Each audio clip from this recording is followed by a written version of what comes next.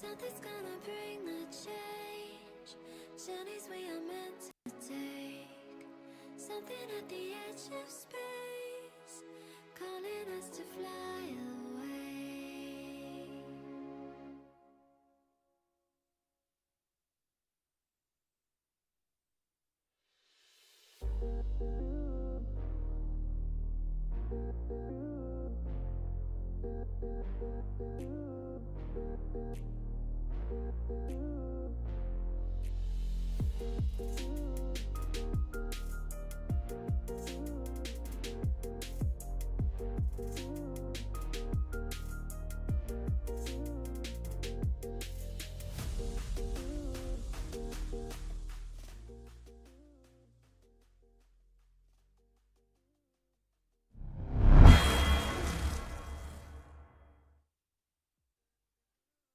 American 496 to report the river. American 496 to clear by burn visual on 1 approach 199, so far. Delta 1618 to set maintain 3000 with a left turn heading 050 report the river. You have 4352 to set maintain 4000, then speed 190.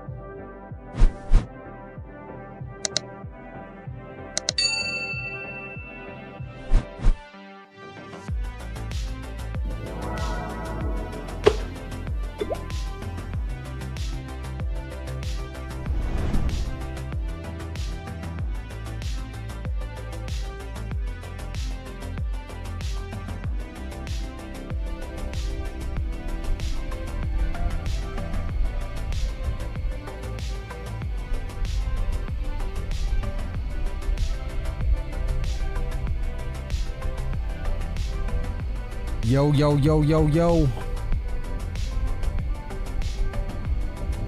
Mic check 1 2 1 2.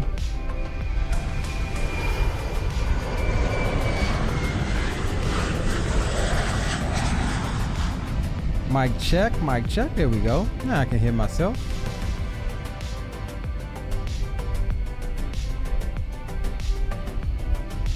Before I say anything else, I am going to tell you that I have not tested Beta 6, nor have I tested Beta 5. I haven't flown on X-Plane since I was frying some fish the last time.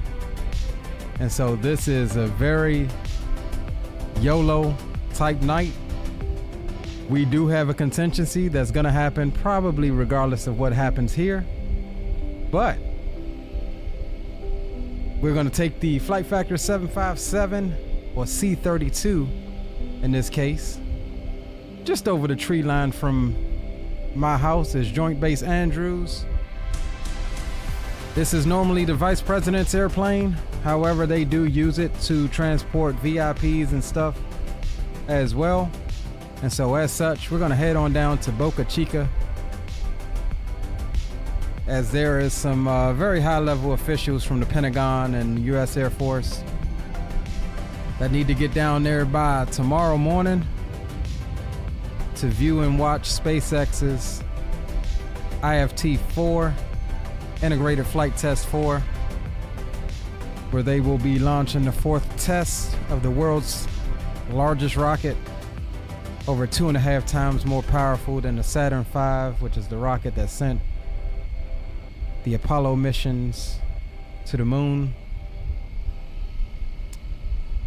And so, yeah, sometime in the morning is when that's going to happen. They've gotten the launch license from the FAA today, and so it is a go tomorrow. And we'll watch Elon yeet that thing up off of the pad. And now, why is that important? That is important because SpaceX is part of the whole bigger picture with NASA.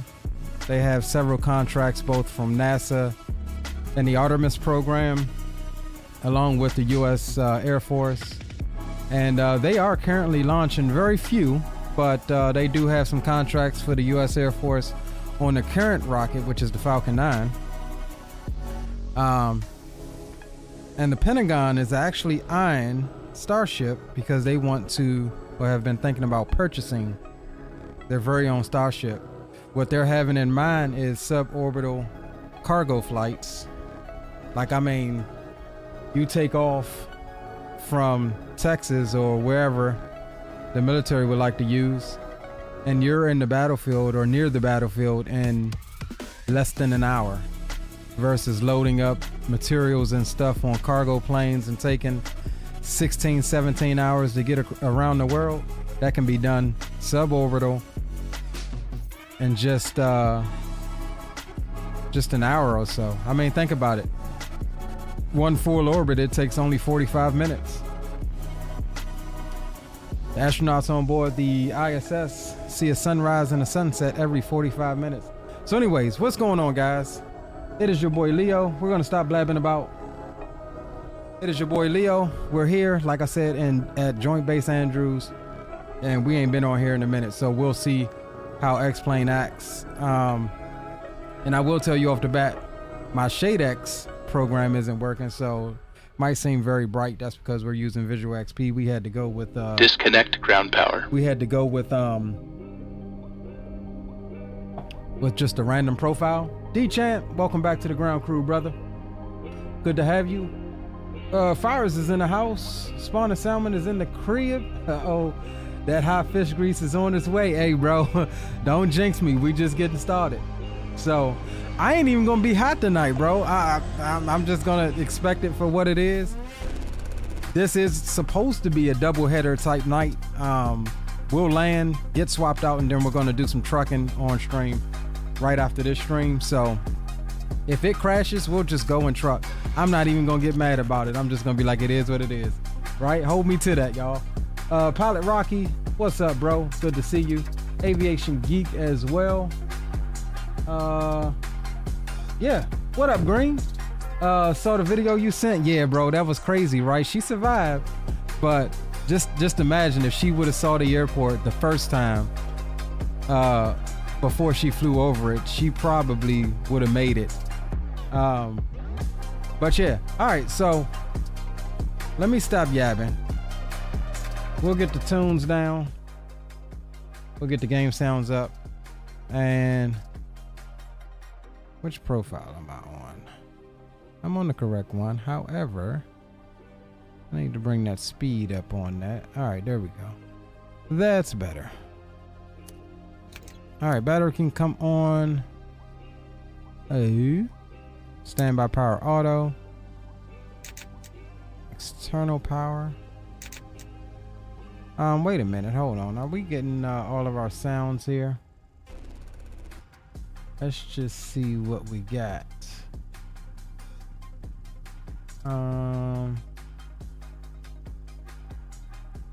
Advanced sound. Yeah, I don't know. I don't know why all my volumes were down, but we do have the Mango Studio sound pack for this bird, so I don't know that these sliders mean anything.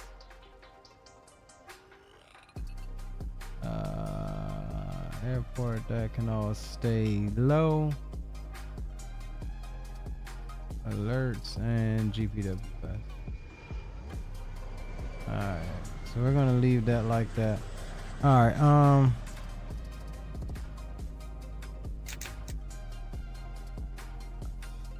emergency lights can get armed. We'll go position lights as well.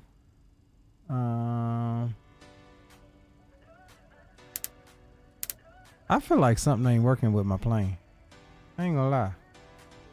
My displays ain't coming on. There we go. Or at least I thought. Here, there we go. Alright, and let me just check here. That's up.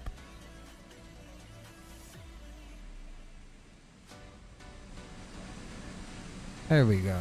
Alright, I just had to turn some sliders up here. Alright, overhead is good. We'll get window heats on. We'll go auto. We'll get the temp set to auto as well.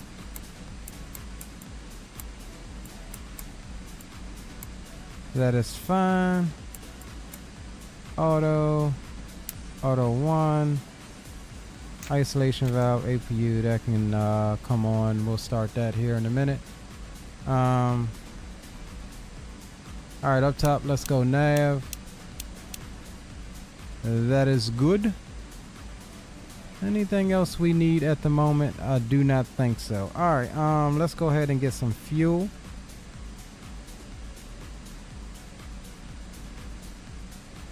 And then we'll pick up our clearance. I do think we have DC center. Yo, what up, Captain Zimp? Yo, Zato. Man, I was worried about you, Zato, with that damn volcanic eruption over there in the Philippines, man. How you doing? Is everybody safe, bro? All right, fuel. We're looking at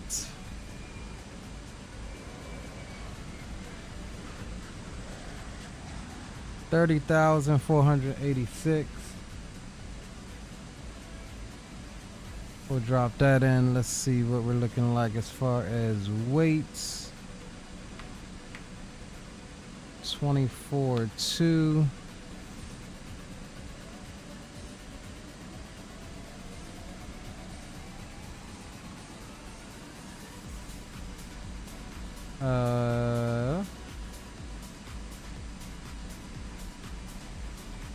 All right, cool. 155 even is what we want. That's what we got. All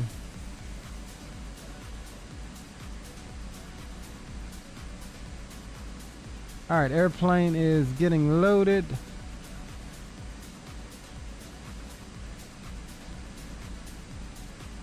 KJ, what's up, KJ? Good to see you, bro.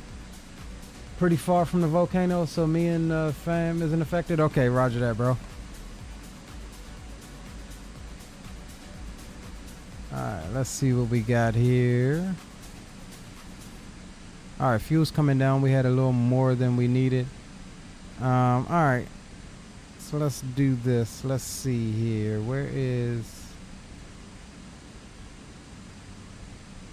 X-Pilot? DC Center, Potomac Approach, DCA Ground. What we need to hit up Potomac Approach. We'll grab DCA's ATIS 132.65.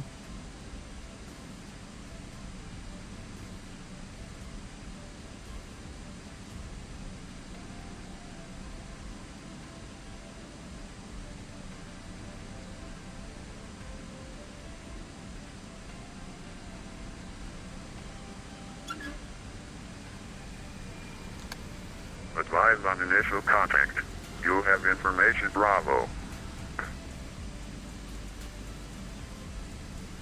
Washington National Airport ATIS information Bravo 2252 Zulu. Wind 170 at 11. Visibility 10. 3,300 scattered. Ceiling 10,000 broken. 25,000 overcast. Temperature 26. 2.23. Altimeter 2972. Arrivals expect river visual 19er landing and departing runways 19er. 15. 22 multiple approaches being conducted to intersecting runway. Use caution. Notices to air mission. RN. Alright, so we got the weather at DCA. So that's literally a couple miles over.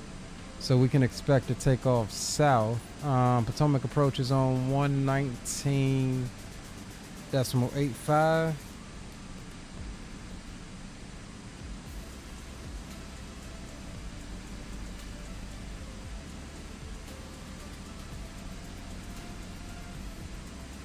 And American 2585, descend to maintain 3,000. let me double check my push to talk button here. Oh no, that's already set. This ain't V-Pilot.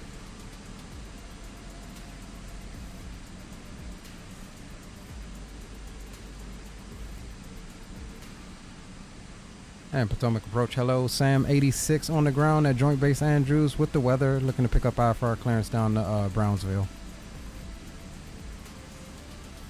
Sam 86, clear, clearance on request, standby number 1. Standby number 1, Sam 86.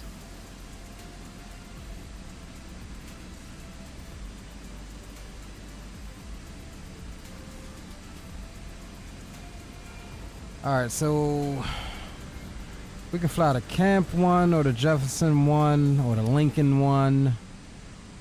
Oh no, we can fly the Jefferson 1 is what we can probably expect out of here. Voltage 1066, 3,000. Mall's transition.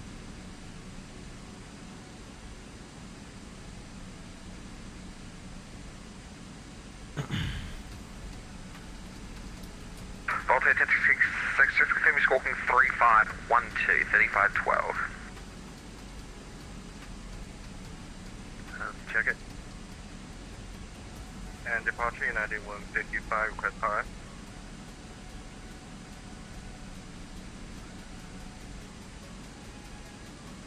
United 155, usually with center 13372.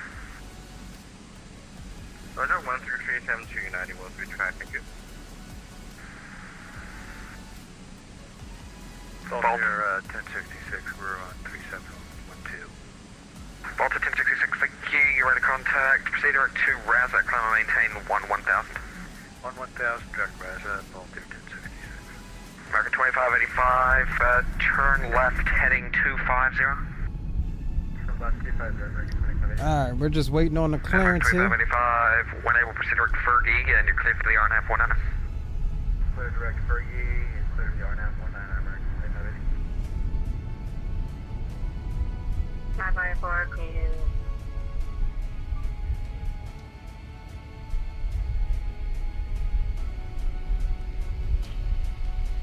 And Sam 86, get your clearance advisor to copy. Ready copy, Sam 86. Sam 86, clear to the, let's see, Kilo Bravo Romeo Oscar Airport via the Camp Springs 1 departure, radar vectors Gordonsville, then as filed. Maintain 3000, expect flight level 38010 minutes after departure. Departure this frequency, squawk 0503. Can I have the squawk code again, Sam 86? 0503. Alright, cleared to the Kilo Bravo Romeo Oscar Airport via the Camp 1 Gordonsville transition, then as filed, climb and maintain 3000, expect 18010 minutes after departure. Departure is with you and squawking 0503, Sam 86. Sam 86, repeat correct, expect runway 19er, right for departure, contact reef taxi. We'll expect 19 right, call you for taxi, Sam 86. and 155 IFR to Kilo Bravo Romeo Oscar.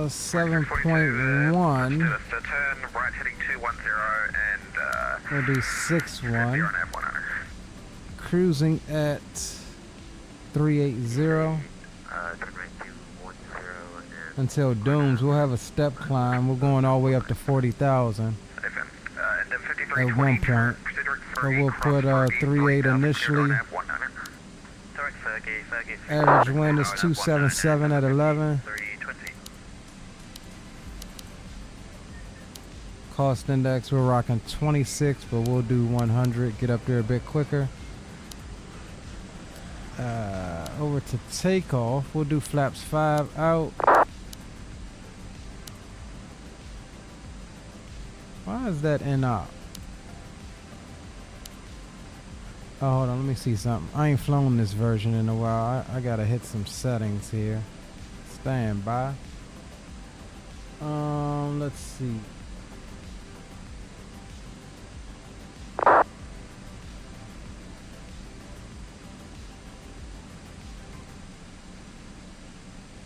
Okay, so that's one thing. I still don't know, why is the trim in up? Hold on. Is there something we're missing in the tablet? Let's go.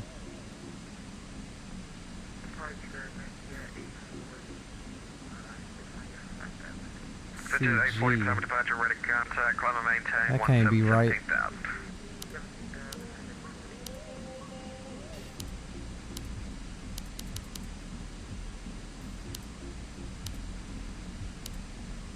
Why am I getting in-op? American 1048, contact Washington at 13372. See ya. 13372, see ya. American 1048. Jill, what's going on, bro? I'm gonna look out my window to see you depart, right? Why am I getting in-op on that CG from takeoff trim? American 642, contact tower 119.1. Tower 119.1, see ya. And my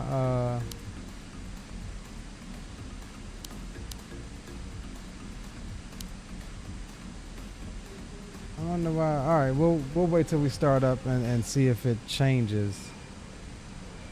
Sometimes you can't set that until you get hydraulic power for whatever reason. Oh, you know what? Hold on. I want to try to use this new takeoff performance by SimBrief here.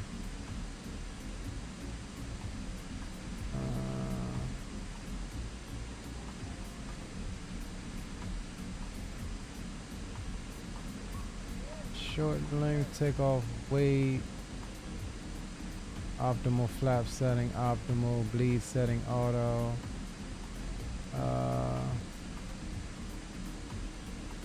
Soon temp. All right, calculate. Okay, so this is calling flaps 5, D-rated. Oh wait, where is my damn Alright,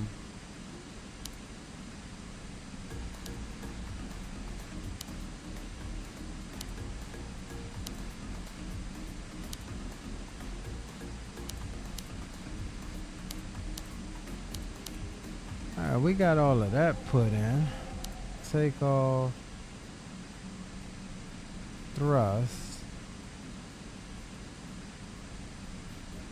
auto, cell temp 42. Is this gonna work? There we go. Alright, cell temp 42. Why is it not giving me my CG?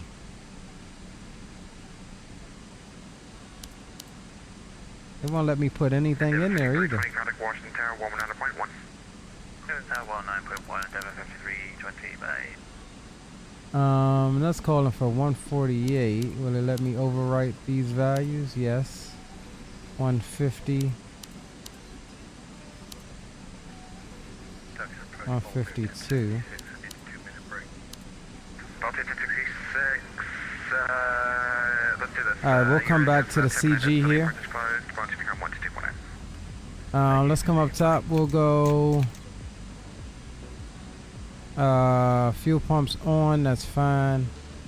And we'll get the APUs started here.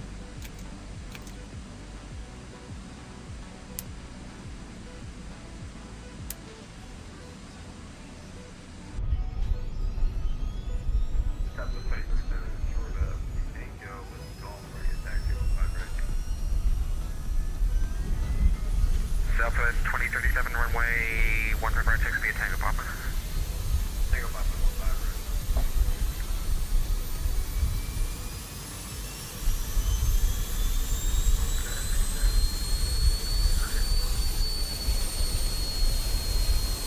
Good day, 40 climb, maintain 17,000. Now, normally we would have had this thing already ready for them VIPs, but let's just say they ain't got here yet. Alright, APU is now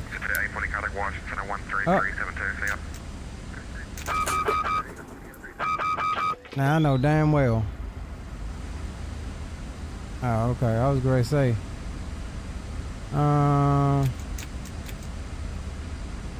APU bleed is good, that's fine. And let's come up top.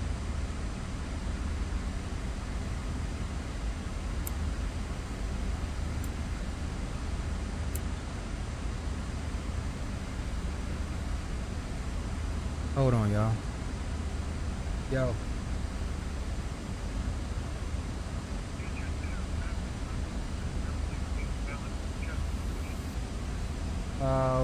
Is that in here now?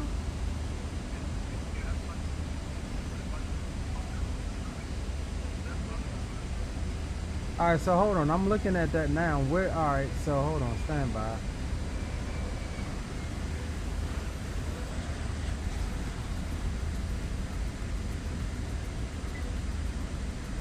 Oh, hold on. I'm not seeing anything that says. I'm looking at it right now. Okay, so I'm here in the checklist, pre-flight.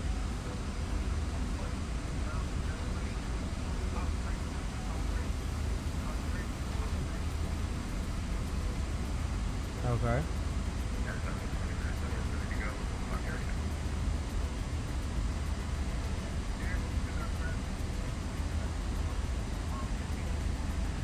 Okay, Southwest 2037, wind. Yeah, I put that in. I put that 19 in. It wouldn't take. It said in op is what it's saying.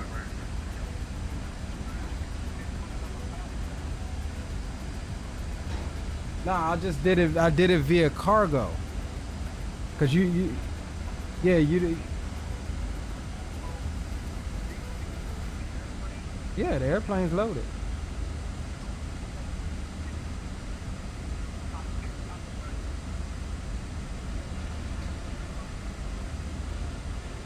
Yeah, I already did that. That's what I'm saying. I hit optimize CG now, and god damn it, I done started loading the plane again. Hold on. It is loaded. I know, cause I just clicked it again when you said click it. Yeah, so whatever it's doing, it's redoing it.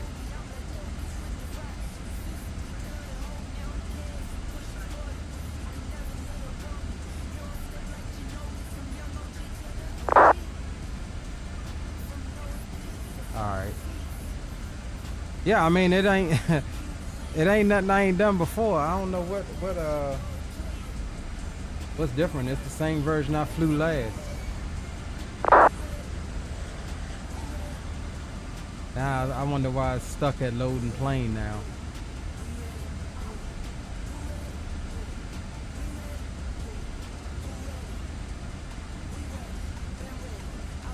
Let's see. Nah, I just got it set basically for zero fuel weight. Yeah, I just went off of the zero fuel weight of what it would be, like pretty much light, because it was wanting to take 50 passengers or whatever. Yeah, I just happened to click on it again. I'm just double checking because it's still saying something was loaded. Okay. All right, I think we good, bro. Appreciate you.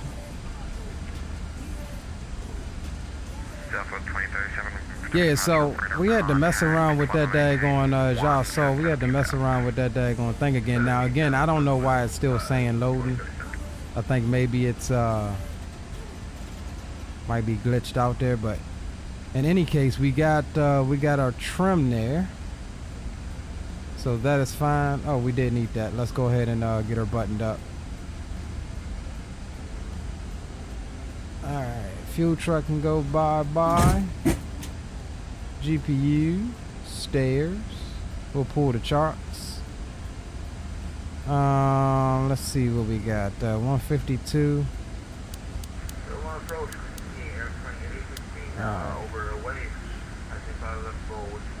Let's get some final numbers put in here. 8815 to Dover, if you didn't expect RNAV 19. 19 right, which is going to be a heading of 190. We'll just put that in case we need it. Alright, that's good.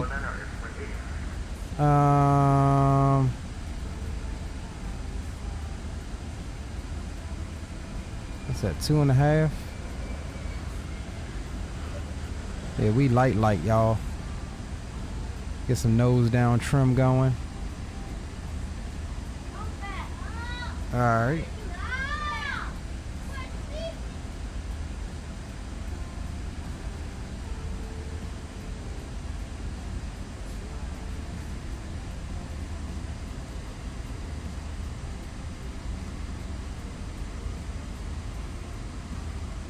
Alright. Yeah, I think we're good to go, guys. Let's get the altimeter, which was altimeter is 2972. So we'll put that in now.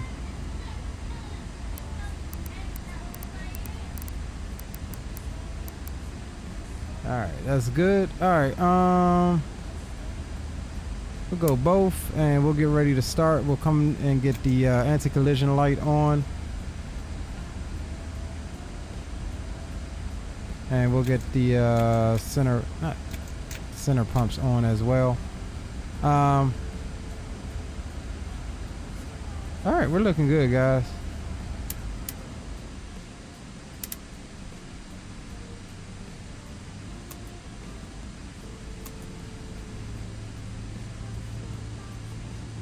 Alright, right engine's coming up. Southwest 2037, contact Washington Center 13372. 13372, Southwest 2037, thanks. Charlie, Quebec Hotel 8815, monitor 133.72. I'll be switching that frequency.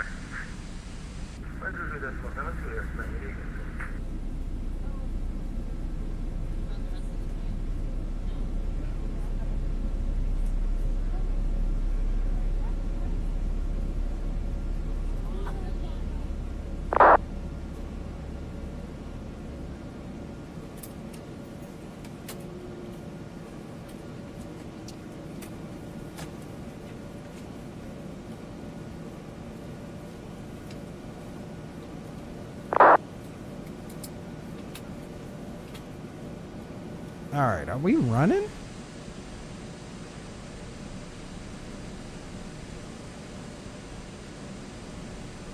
Why do we seem like we not?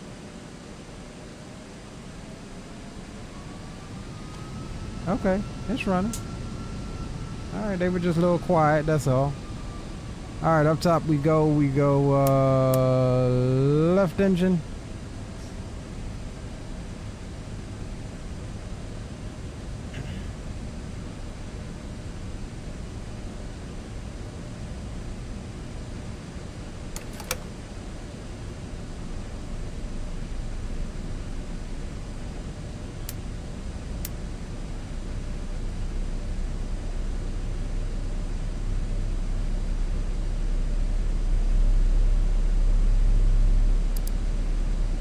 Squawk mode Charlie here, and we'll let that left engine stabilize and we'll run through our flows here.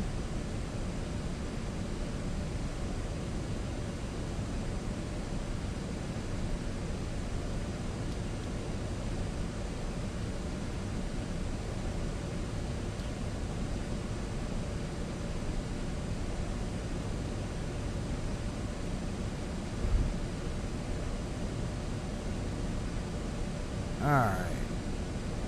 Up top, we'll go yaw dampers can come on. That is fine. Left and right gen can come on as well. Auto, that's fine. We'll get landing altitude in a bit. We'll go auto there. Left and right engine bleed can come on. APU bleed can come off. And looks like we're pretty much good. APU can get shut down. We'll jump over here to the first officer's seat. Let's set flaps 5 now.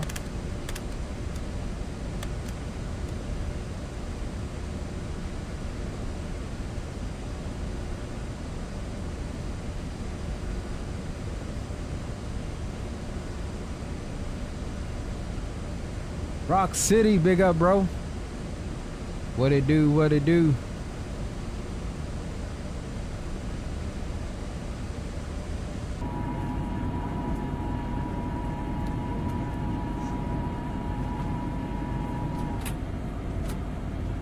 Alright. Let's see what we got outside the airplane here. Alright, let's get rid of the rest of the ground stuff here.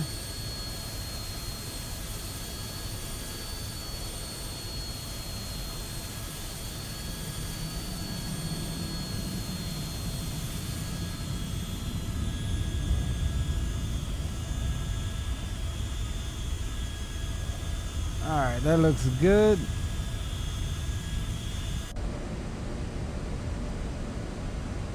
Alright, cool. I think we're about ready to taxi, y'all. Hopefully my tiller is working. And we'll be good to go. We can expect to taxi out ramp to Whiskey. Take Whiskey all the way down.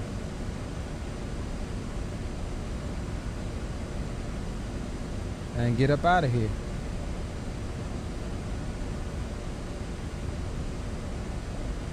Oh snap, approach got off. Alright, so we'll go up to the next one, 33725, which is center.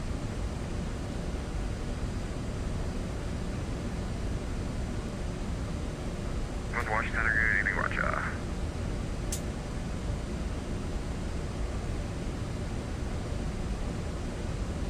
JBA 13, contact Jacksonville 13592, see ya.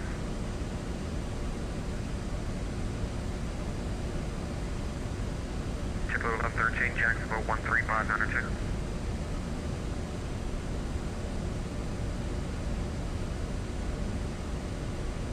And DC Center, Sam 86 on the ground at Joint Base Andrews, ready for taxi. Sam 86, stand by, it's Camp Potomac back on.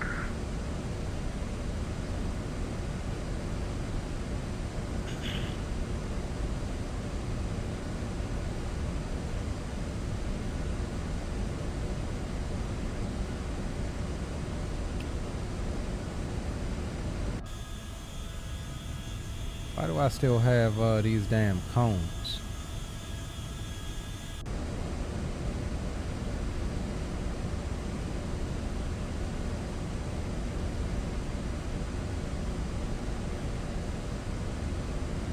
Where these damn cones coming from?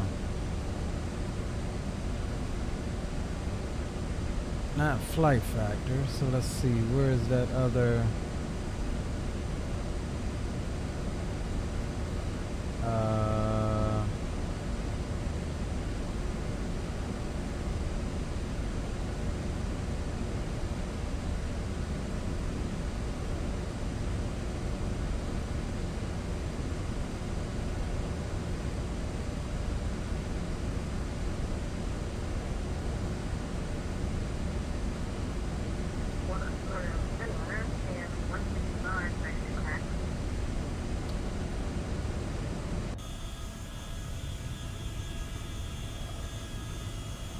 Yo, big up Captain Will says, you always getting into fun without me? What you talking about, bro? Quebec, sorry, Charlie, Quebec Hotel 8815, contact Potomac approaching in 110.85.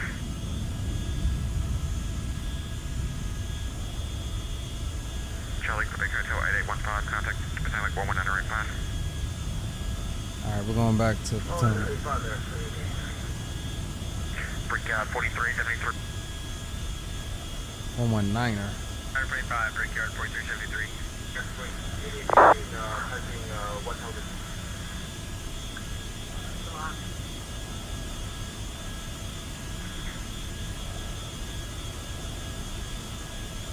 Alright, let's see if we can get our taxi clearance here. Turn them up so I can hear them.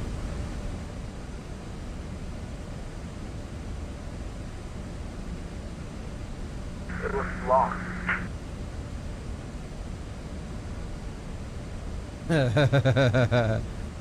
Well, at least you got something to watch, bro. And somebody got a freaking... Somebody's blocking this frequency. Yeah, somebody's blocking the frequency, goddamn.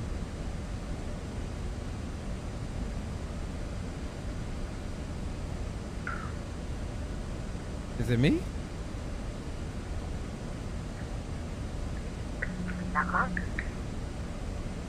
There we go. It wasn't me. And Potomac approach Sam 86, ready for taxi.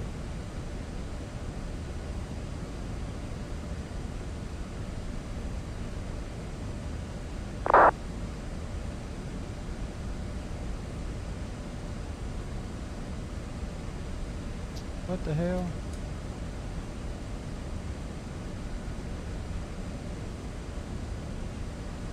Okay, so now my push to talk button isn't working.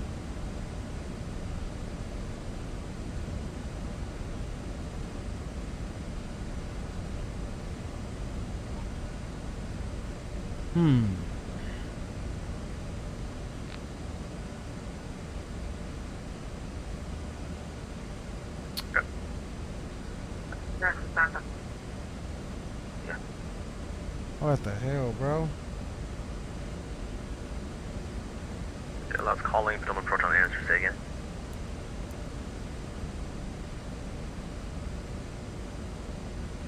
There we go. Cam 155 ready to tackle me. Sam 155 to approach low. Squawk normal, please remain 19er right taxi via Whiskey.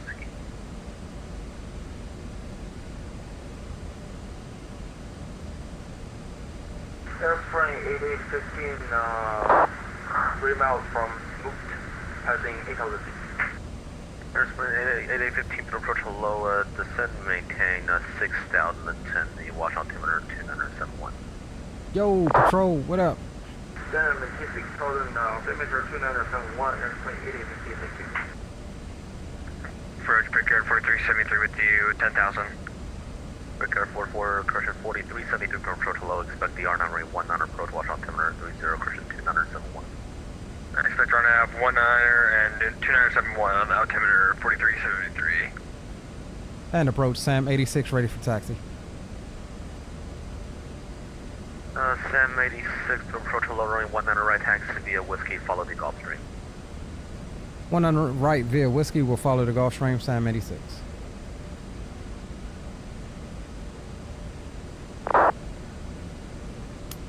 Alright, guys.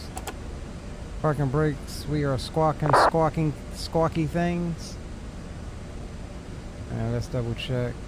And of course, my tiller's not working. I put it to tiller. Hold on, let's see. Let's check it just right quick. Yeah, so it's not even. It's not even connect. Cam 155, Potomac approach. Sam 155, go ahead. Can we Yeah, get it on won't this allow me sector to climb hot up to Fort Worth, plug it. Sam 155. Alright, well, we'll be taxiing old school with the rudder pedals on this one.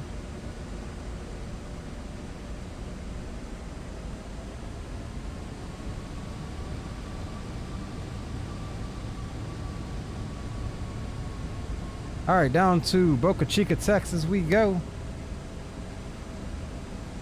I don't even see a damn Gulf Stream.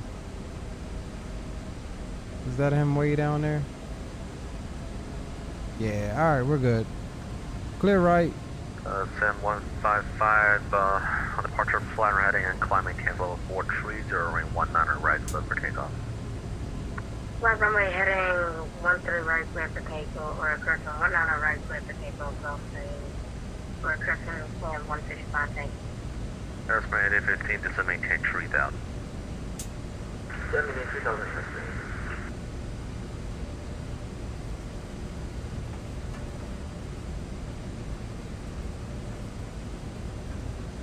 So if we was taking off north, going this way that we're facing, the turn out off of this runway would fly you right over my house. However, we're heading south.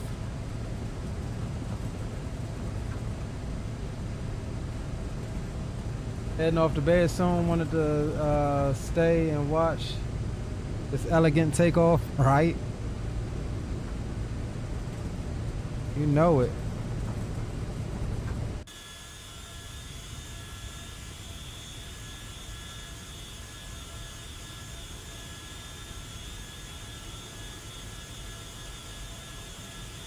Ooh, I need to put them Carter engines on this thing. Them engines are ugly. Or at least the fan blade is. Chris, what's going on, Chris? Welcome aboard, bro. Good to have ya. Airspring 8815, turn right heading 070. 070, Airspring.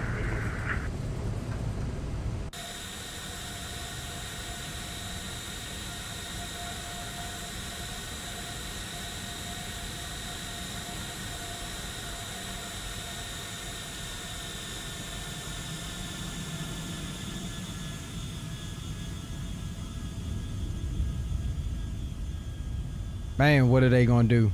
What are they gonna replace this thing with, man? Airspring 8815, proceed to Fergie, cross Fergie at 3000, clear to R9 ring 19 approach. That's my question. What are they gonna replace this thing with? I don't think they can. Airspring 8815, proceed to Fergie, cross Fergie at 3000, clear to R9 ring 19 approach. Proceed direct birdie. You live under the one left approach path? Okay, got you. R9 approach, runway 19.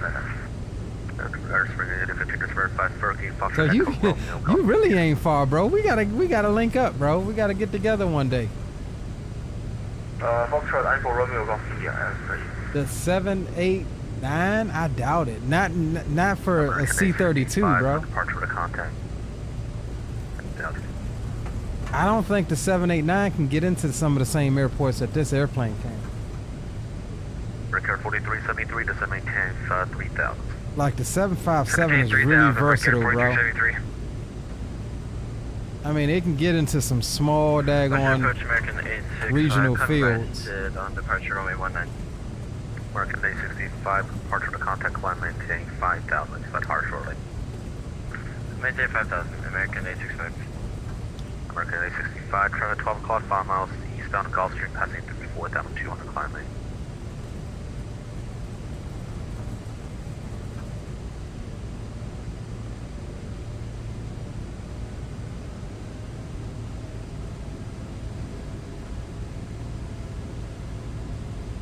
Approach American 3434 with you. American 2434, approach low, descended, capture arrival, expect the RNAV 19 approach, watch on timber 2971. Timber to arrive, expect RNAV 19, American 2434. American 865, traffic no factor, climbing Tampa level 190. So level 190, American 865. Sim 155, to contact, say altitude. We're back to 7,100 cleared, 443. Sim 155, roger, proceed, the coordinates will enable. 30, go to clear, KOR. And approach Sam 86, holding short, runway 19 right, ready to go. Go swap. Yeah, Airspring 8815, contact 119.1, did you? 119.1 is the Airspring. Close call. That was Sam 86, holding short, runway 19 right, we're ready to go. Sam 86, Flyer heading runway 19 right, clear for takeoff. Runway heading, clear for takeoff, 19 right, Sam 86. Alright, we're all good to go, guys. Let's get up out of here. American 140, can approach you up. American 140, we're waiting now. Okay, American 140, can approach low, expect the R9 runway 19 approach, watch altimeter 2971. RF 19, American 140. American 140, again, this is maintaining 4,000. 4,000, American 140. British Chicago 56 to me. FedEx 125 heavy, can approach low, expect the R9 19 approach. Let me know if you want to take the LDA, watch altimeter 2971. Number 19 mentioned that it's 1 FedEx 125.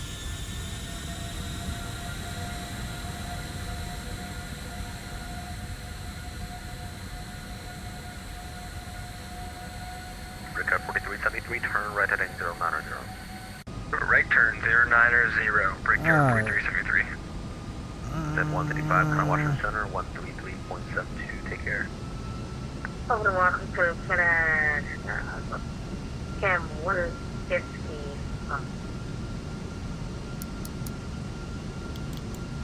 Alright, start the clock.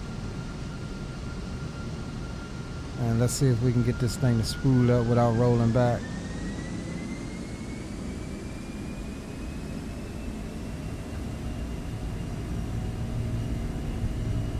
Brickyard 4373, proceed or Fergie, cross Fergie 3000, clear the R9 runway 19 approach. Cross Fergie 3000 cleared, RNAV approach 19er, Brickyard 4373.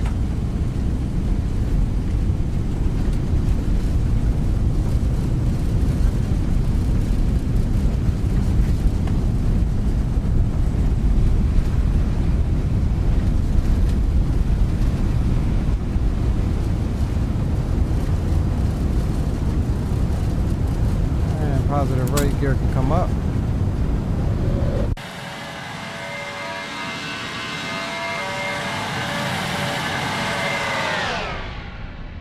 Yes, sir. Oh, snap.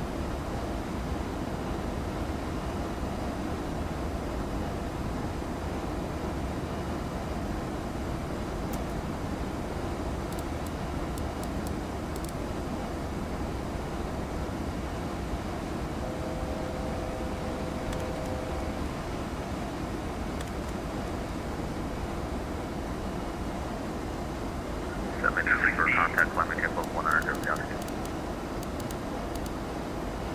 Was that for Sam 86?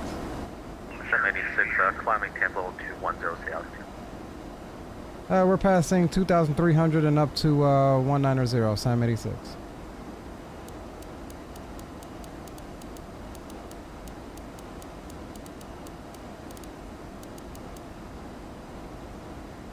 American A65, Connor Washington Center, 133.72 guys.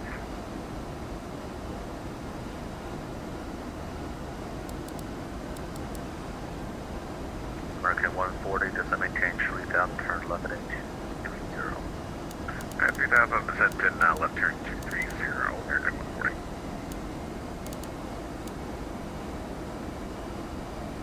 Brickyard 4373, Connor Washington Tower, 119.1, good night. Washington Tower 119.1, Brickyard 4373. Alright, Bird, y'all. Southwest 496 is 43 miles northeast Baltimore, descending below 12,800 on the Trish 3. Correction, Southwest 496. I gotta really adjust this. This is too damn bright. Baltimore, Baltimore, 2971. Hold on, let me just turn Second that divisional off for right 10, quick. Southwest 496.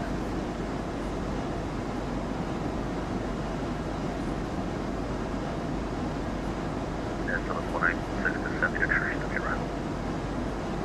We'll continue to send me the Trish 3, Southwest 496. American 140 per Seagull Ferry, Crossburg, get above 2,500, clear the R9 right 100 approach. Will wasn't watching chat, but yeah, I'm doing a little better. Hey, what happened, Troop? 786, turn right at 260. Right, 270, Sam 86.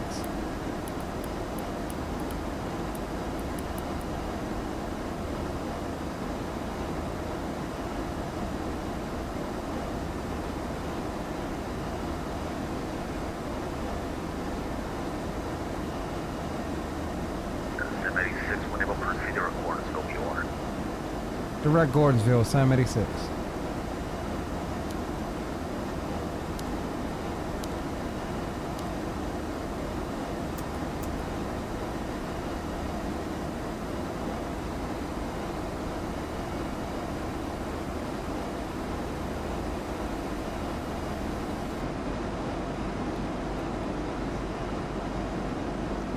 I gotta adjust this daggone wind sound here. Summit departure, Delta 5704, 2000. Delta That's what it 5704, is. put on departure to contact climbing camp level. That was too 190. goddamn intense. Flight level 190, Delta 5704. American 140, kind of watching tower 100.1, good night. 1910 of American 140, good day.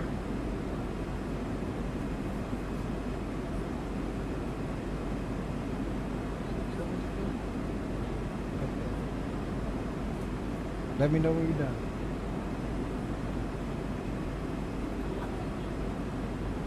Alright, so on the way up the hill, coming through, what are we, 9,000 now?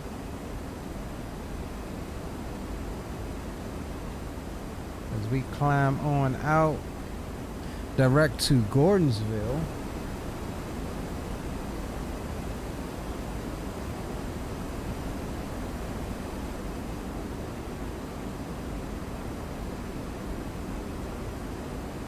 Alright, there's 10,000. There's the level off for the climb speed. Landing lights can go out. Wing lights. As well as runway turnoffs. Can't never get that level. There we go.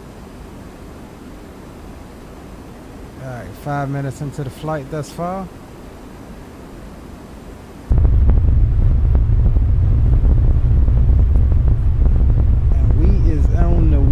We'll get that out your way. Tunes can come back on.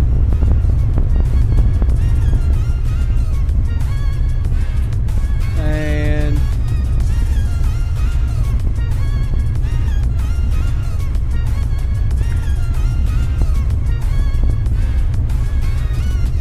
see what we got here.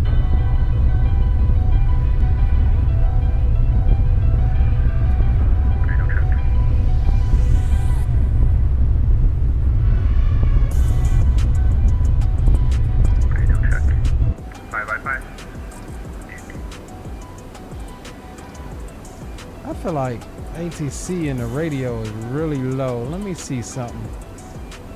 X125, having descent maintaining 6,000.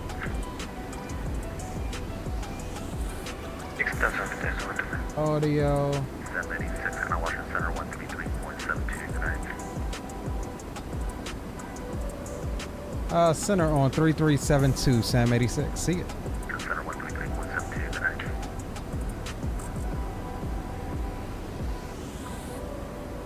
Earth 865, kind of watching center 133.72 tonight. 23. And Washington Center, hello again. Sam 86 is passing flight 14,300, climbing 19,000. 786 Washington, good evening, climb maintain level 380. Up to flight level 380, Sam 86.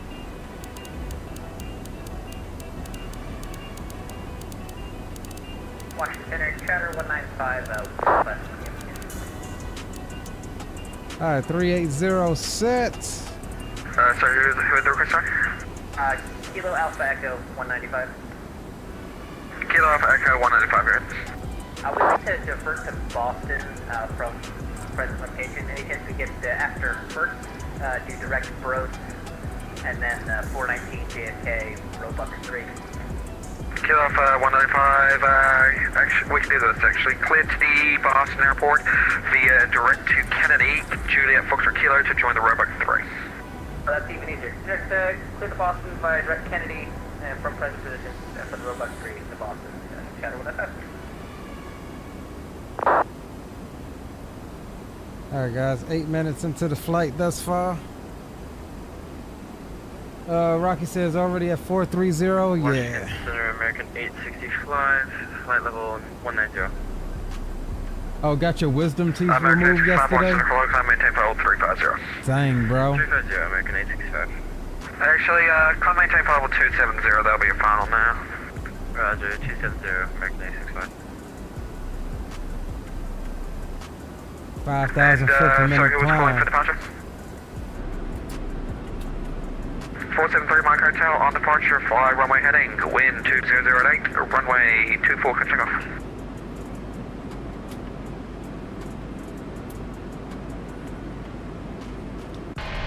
And Washington Center, good evening, Delta 1644, 9.1 for flight level 210.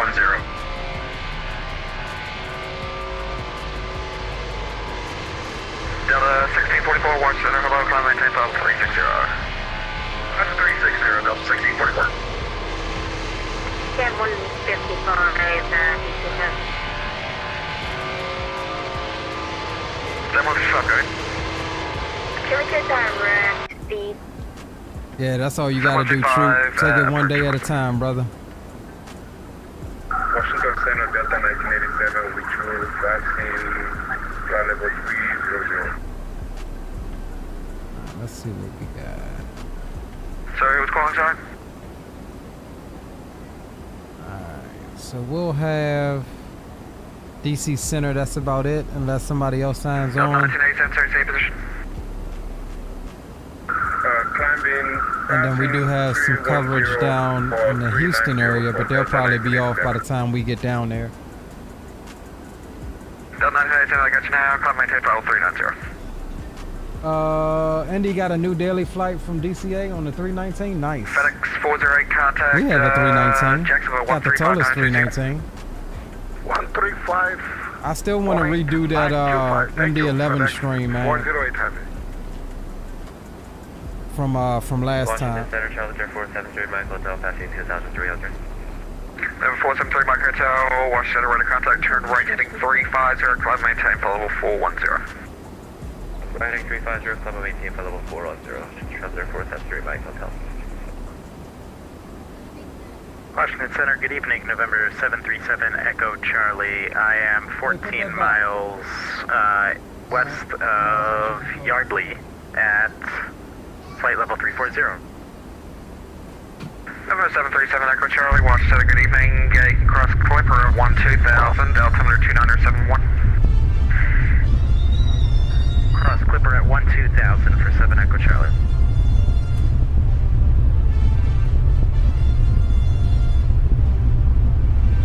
Alright, True. Take it easy, brother. We'll get up with you. JetBlue 28, contact Potomac approach, 11985.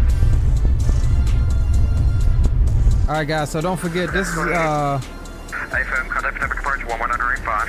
double header. We're gonna probably have to push the other string back a little bit. We'll be trucking after this. I mean, it'll be late, but we'll just do a nightly drive. Good evening, American 627, about... Once we get off. 20 miles. At least that's what I was gonna do. I was gonna play some ATS. Why not stream it, right? Number 473, Mike Hotel, proceed direct to Norfolk, Oscar, Romeo, Foxtrot. Direct Norfolk, Charlie 473, Mike Hotel. And who wanted to make 310 their final? Say again? Who wanted 310 as their final? American 620, on F0, about passenger returns. Center Frontier 3121, go through 11,000, 12,000, correct eager. Mike 627, thank you, Roger. And you want 310 as your final? Hey, for 370 was a little Alright, coming through flight level 270. Maintain 310. I maintain 310, American 627. That is 4455 is your flight level 10,000. So is it 10,000, sir? That is 4455 is that flight level 10,000 to 76,000. We be trucking, right? Dang, Will, I gotta send you the links, man. I got a couple nice payware trucks, man. 4445 Washington Center, Roger. I gotta get you all to get them. See, I'm running the I'm running the Pisters, P389. Got a couple of trailers from them too. Really high quality 4K animated trailers. Center Frontier 3121 at 12000. Yeah, 4445, contact traffic 11985, he'll help you out.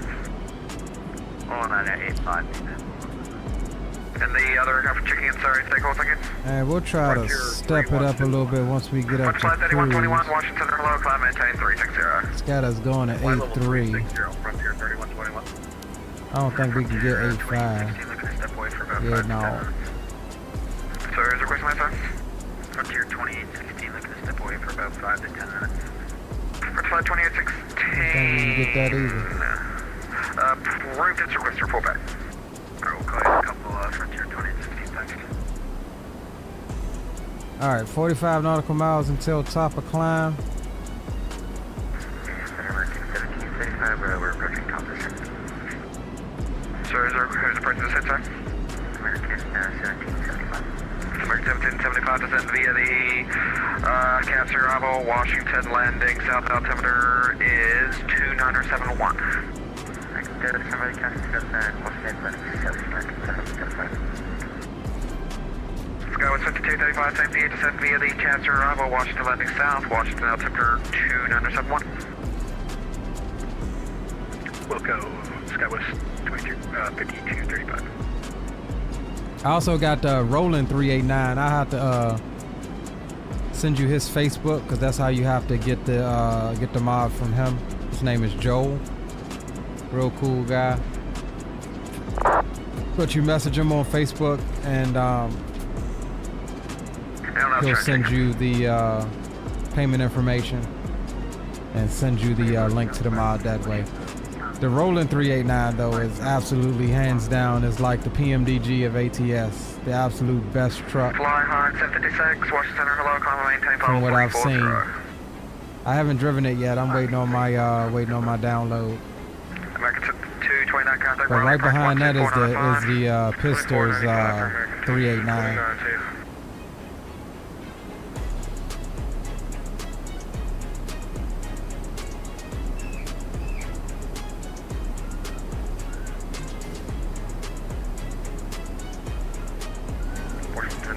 All right, so looking good coming through flight level 320.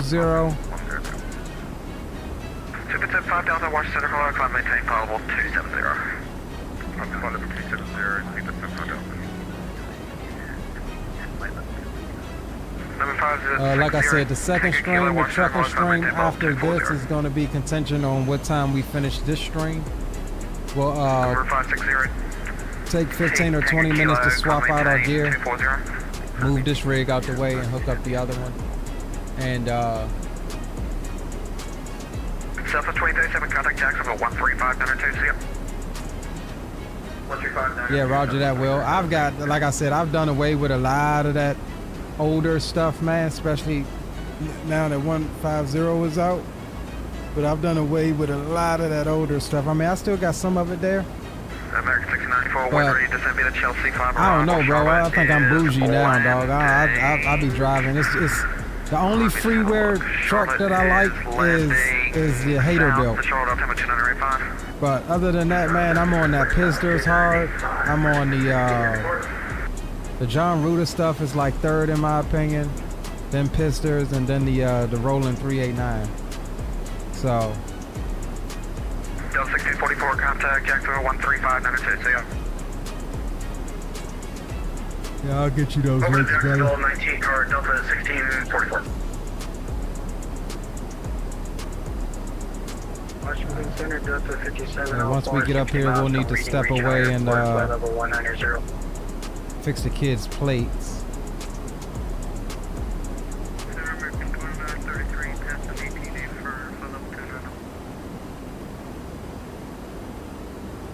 Okay, stand by. Let's see, who else is trying to get your chicken, sir? Confirmed tornado on the ground and MC County? What is MC County? You mean Montgomery County? Did you say flight level 270? AFM. Roger, Delta 5704. Delta 865, contact Boston Center 134.7. We did have some storms roll through earlier. American 865, Boston 134.7, please. 134.7, American 865. Yeah, Montgomery County.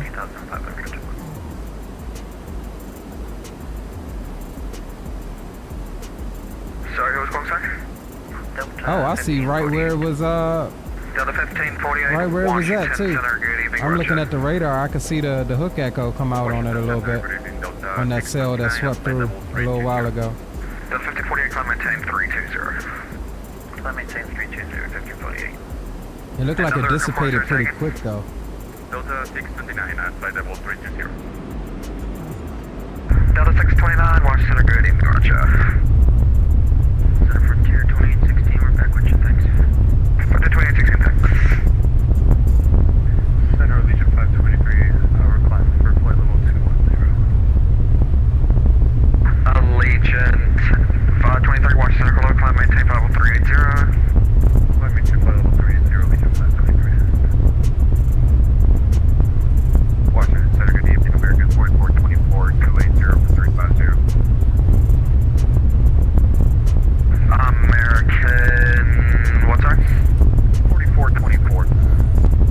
Oh, you guys in chat, make sure if y'all haven't done so already, make sure y'all drop a thumbs up for the stream. American 4424, Definitely appreciate it. American 627, wet, ready to send me the cats for arrival, Washington, and Bunny South, Altimeter 2971.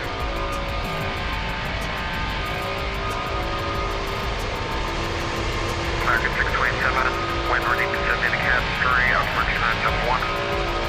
Alright, let's get a flyby, shall we? 71 American 627. Frontier 53121, Jacksonville 13592. 35.92, Frontier 3121 to you. Center American 2933, whiskey 242, flight level 290. Sorry, who's calling, sir? American 2933.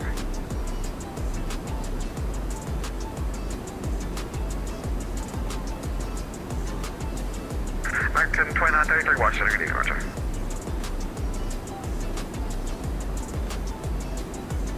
Alright, looking good. We are at 3-8. Washington Center, American 628, flight level 230 for 370, 60 miles south of Raleigh. American, what's that? American 628. Flying through a little yellow cell here, not bad. But we turned the anti-ice on just in case. American 628, A little watch center, good evening, turbulent, Roger. but we should be fine.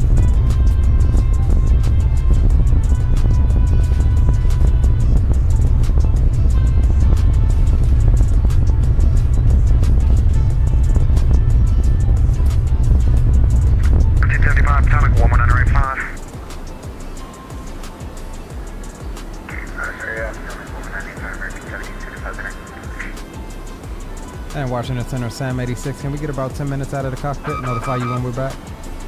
Sam 86, Bridges, report back. We'll report back, Sam 86. Sam 165 is going to be stepping out of the cockpit for about, say, 10 minutes. Alright, we'll be back. I'm gonna make the kids plates right quick. We'll be back in a couple of moments. Alright, I'll be right back with y'all. Contact, Atomic Approach 11985, say up. Notices to air mission. Notices to air mission. Air Shadow 6084, wind ready to descend via the Filbo 4 arrival, facility altimeter 2976. We're ready to descend by the subway for arrival 2986, Air Shuttle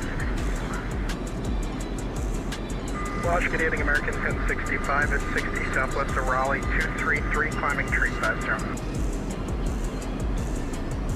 American 1065, Washington, good evening.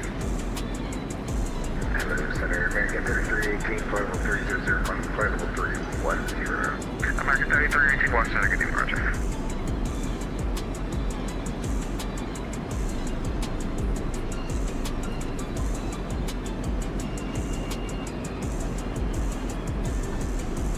Washington Center, American 1060, flight level, equipment to flight level 300.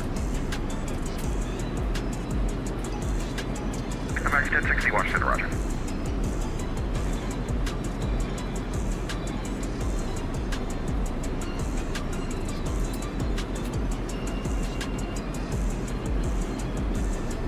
And Chowder 195, cross news at a maintain flight level 270. Cross news at flight level 270, Center 1. Center Boeing 7 Echo Charlie, you want me with approach yet? Boeing 70 Echo Charlie surveillance. Boeing 737 Echo Charlie, contact, stomach approach, 119.85. Go to 119.85, have a good night.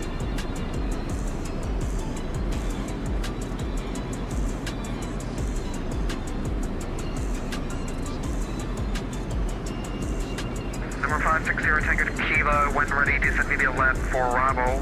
Raleigh landing southwest altimeter at Raleigh is the Raleigh altimeter 2986.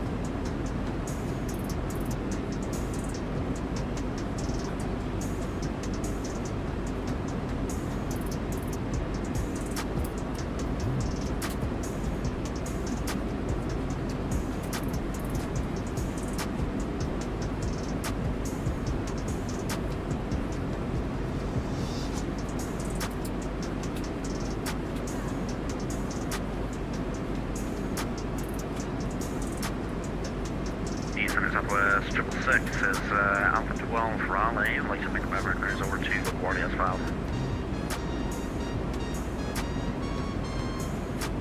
Southwest 666, sorry, where are you? Raleigh, Kilo Romeo Delta Uniform. Contact Raleigh ground 121.9. Roger, didn't see they came on 121.9 or salvage.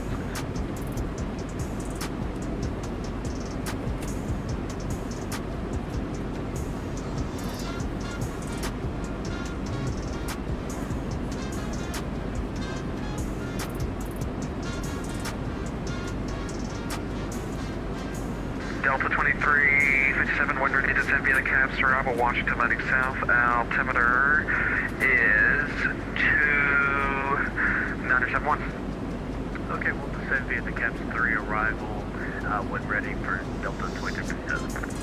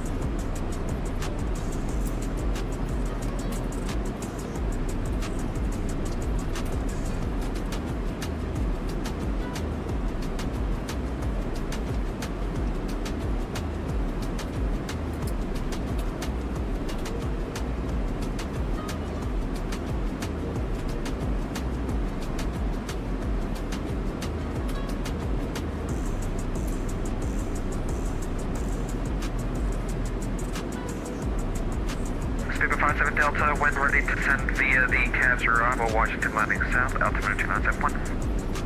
Whenever I'm ready, we'll descend via the cabs free arrival at Smith. And Washington Center, American 1064, good evening with you, flight level 240, climbing for level 370. American 1064, Washington Center, hello, climb maintain 370. Underground maintain for level 370, 1064. Indian Center, Southwest 666 back with you. Yeah, we're not picking up anything for Raleigh ground. Okay, he should be online. Tried Raleigh approach 124.9. Contact Raleigh approach 124.95, see if he'll pick up. 124.905 for Southwest 666. American 694, American 1694, Atlanta Alpha Operator Service terminated, it's about the frequency approved. Check Roger for 694 for 9. Washington, good day, Marine Corps 04111000, climbing 12000, direct D5. Marine Corps 74041, Washington, hello, climb maintain, flight level 290. Climb level 290, Marine 041.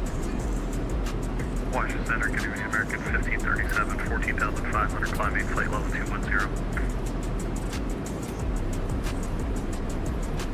Service contact? American 1537, it's 15,000, climbing flight level 210. American 1537, Washington, hello, climb maintain, flight level 320. Number 320, American 1537. Damage of 467. JBA, guys. Hey, I might have to request a diversion over to, I guess maybe, Washington. I have a signal on generator failure right now. I'm working on it right now. JBA, good work, give me 5.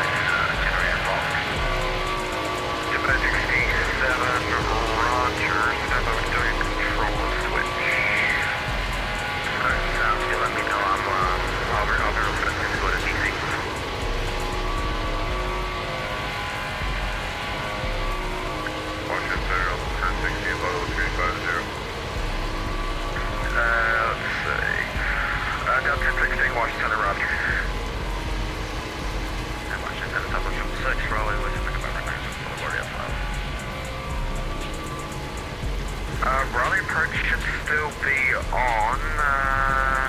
Don't know why he was closing.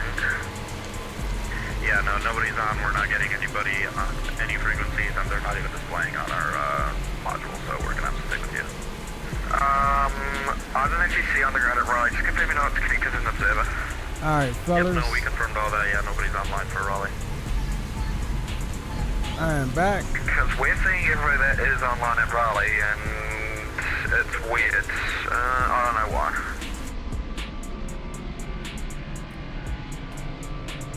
Yeah, I'm only seeing Boston Center, DC Center, 2 DC centers, a Jacksonville, and a Montreal. And Washington Center is Sam 86. We're back. Sam 86, thanks. Binary Flight Red 77 engines, about 3 proof. Over to advisory, Sam 86. See ya.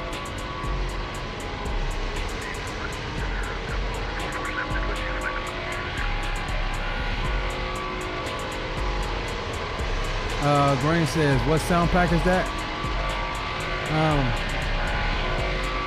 The Mango Studio sound pack. It comes with the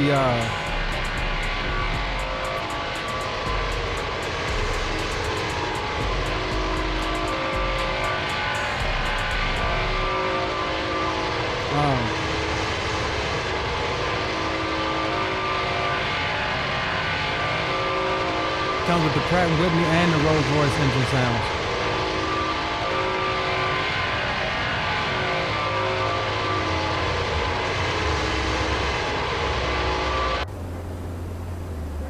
Rock says,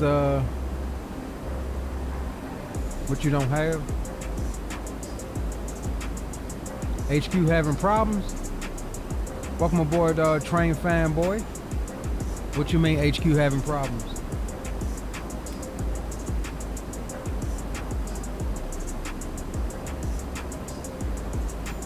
You talking about my HQ?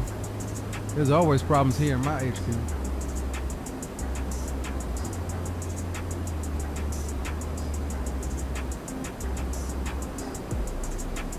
But no problems right now. Captain's meal, I got me some baked chicken with some wild rice. Some baked chicken, some wild rice, and some salad.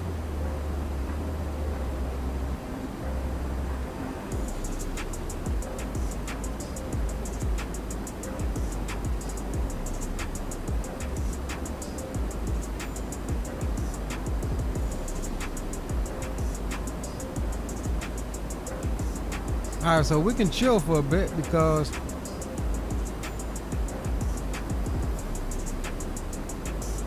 this is a pretty stretched out leg.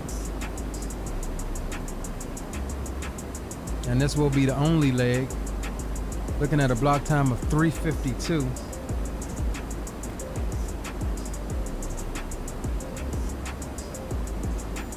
Which we all have already been in the air for a little bit, so.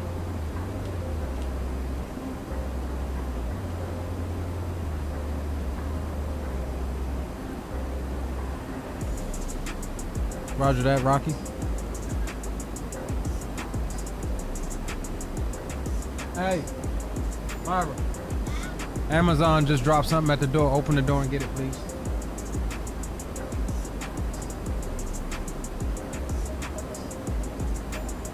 I saw the Amazon guy walking up on my security camera.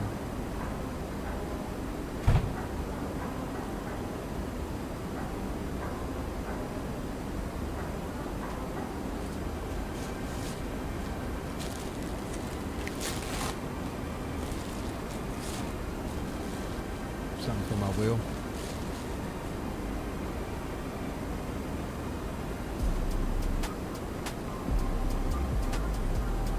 At least I think. Hey, you locked that door?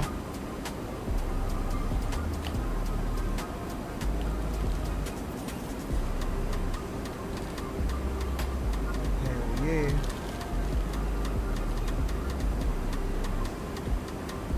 Alright, we golden now.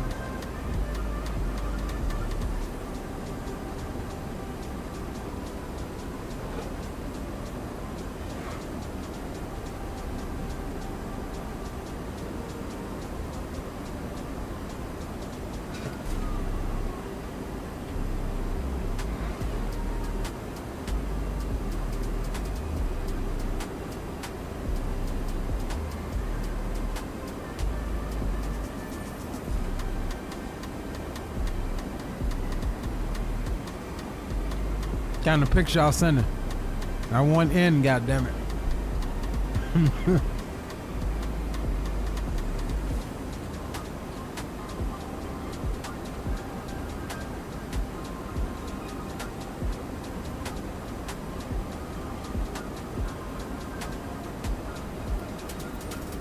So I was reading some people's comments.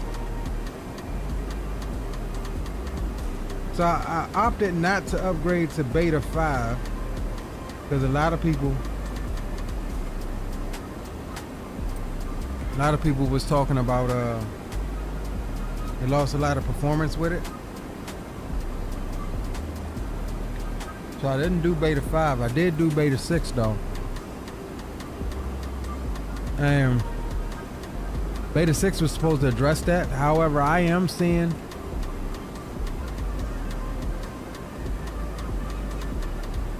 a slight loss, very slight loss. I'm seeing some people also talk about a slight loss in Beta 6 as well, but not like it was in Beta 5. I am noticing a slight loss, and it could be just the plane, right? At least in X-Plane 12, I've had a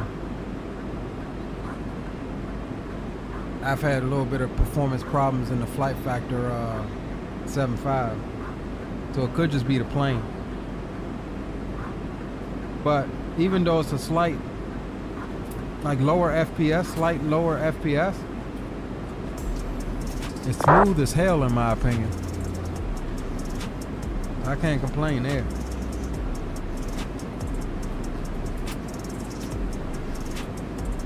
As long as the sim don't do the C word, I'm good.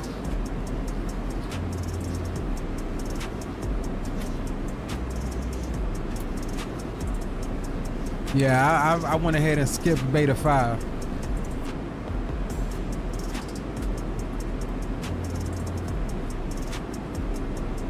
I'll be reading about these daggone things before I upgrade soon.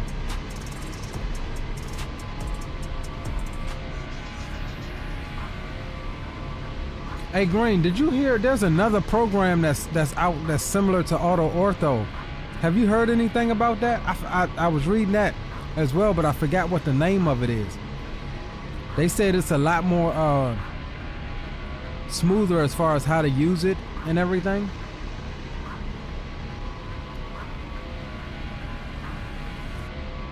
And they said the images are just as good, if not slightly better. I've been trying to find the post. You know how you be scrolling on Facebook on your phone, and then you do something and accidentally freaking swipe it away, and then you can't find the post again? That's kind of what happened. I saw it, what, was it yesterday?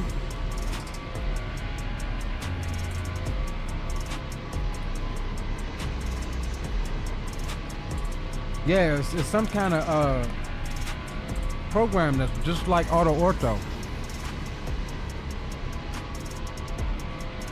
But the UI, the user interface and all of that good jazz, and how you get the orthos and all of that, it streams it to your sim just like Auto Ortho, but it's just a lot more intuitive.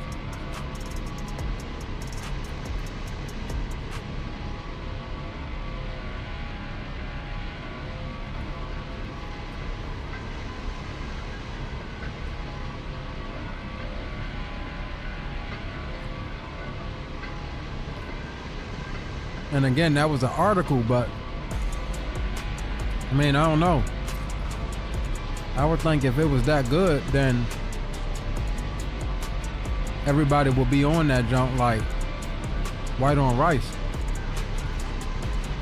I would have seen something from Q8 Pilot or somebody talking about it already.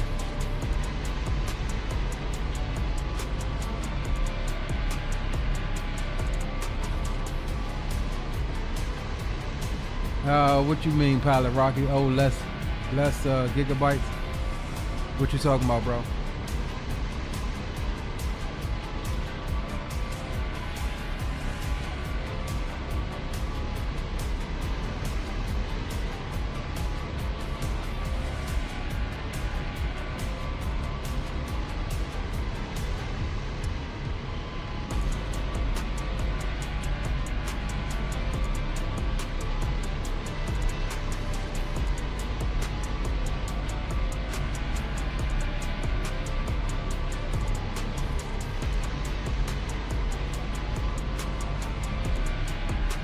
Tell you what, we may have to do some storm dodging here pretty soon. I mean, it's not immediate, but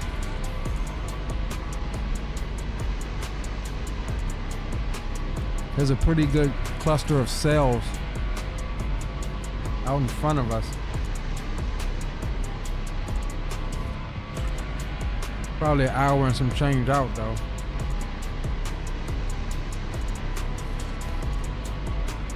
But there's a lot of red in that. Let me see if I can show y'all what I'm talking about.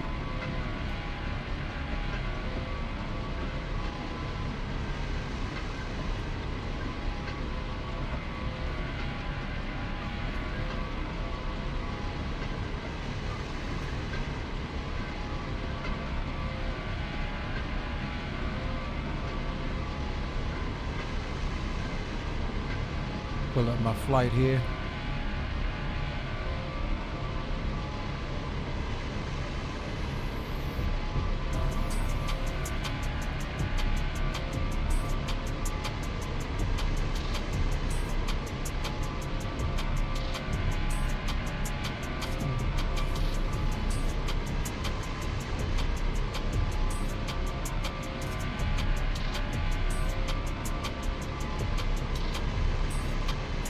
All right, so over Alabama, this is what I'm looking at here. Still a good ways out, but that looks nasty. And I don't think I'm about that life. We already had one fail in the south in the FlightFactor product on X-Plane. We ain't about to do another one. So we'll keep an eye on these cluster of cells and see what we may need to do.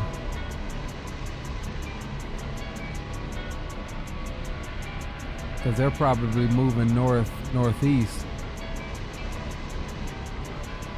We may need to divert south a little bit.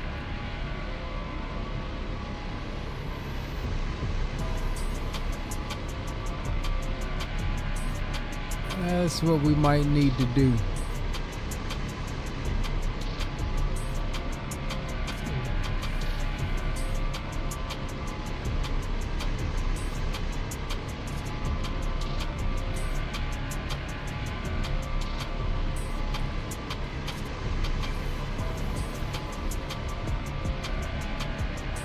Yes, sir. Tornado season.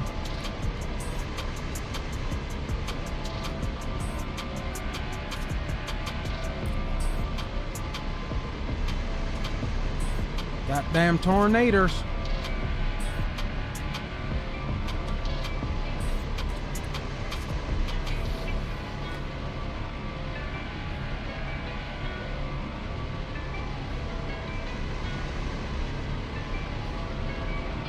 We're cruising though.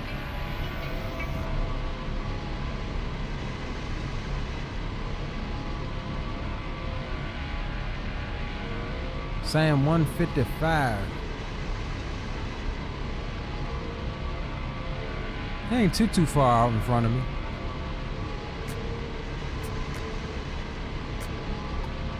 He's making 470 across the ground.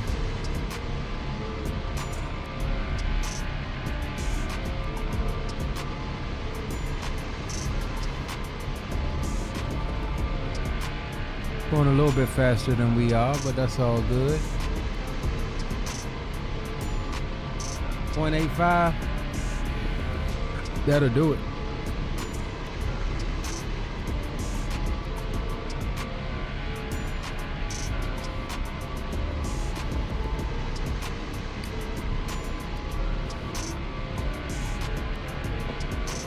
Man, that big chicken hit the spot. I'm low-key still hungry though.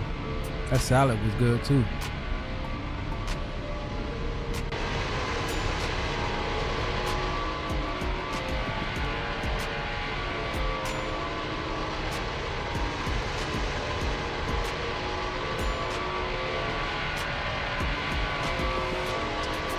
We'll go up to 5-1, but don't want to leave you more, right? All right.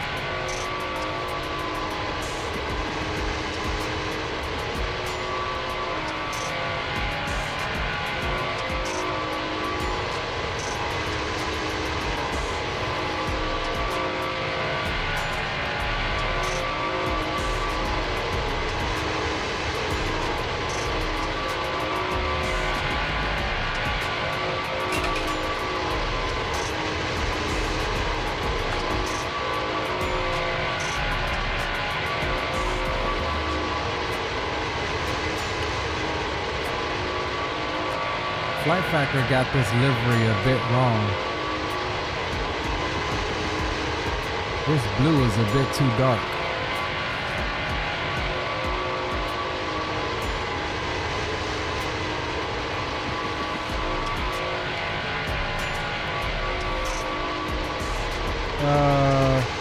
Maybe you can fly over them at 4.2. Let's see if we can see what our max is. Yeah, our max is 4.2. We're optimal right now. Let's see if we can see what those things are capping out at.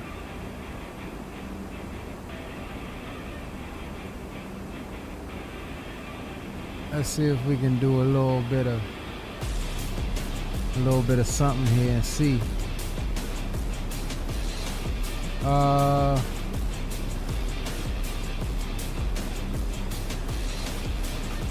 Thought I did it before.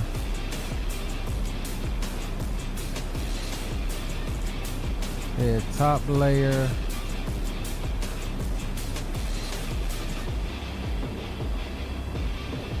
$40,000. Oh yeah, nah, we ain't doing that, bro. I mean, this light orange looks like about what, 38 or so? But we gonna be pushing it, bro. And a couple of these little dark spots probably are peaking at 42, 43. What you think, Green?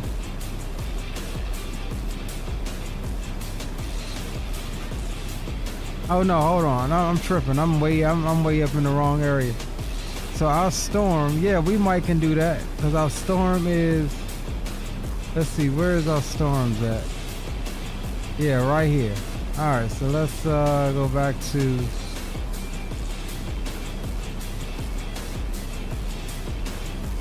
tops. Yeah, we might can do that. May have a little trouble here in this area, but I think that's about what, 36, between 36 and 40,000, this light orange shaded area. Here is the spot we need to avoid here. That's gonna be probably 42,000. That's probably embedded thunderstorms there.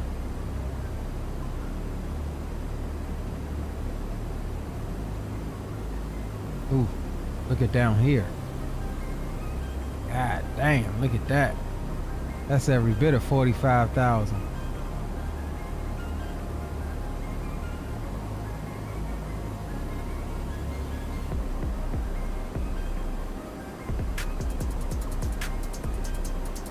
Alright, I think we'll be good.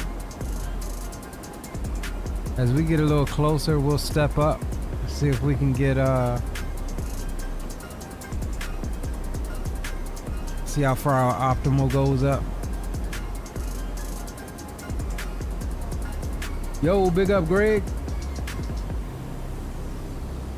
What's up, my brother?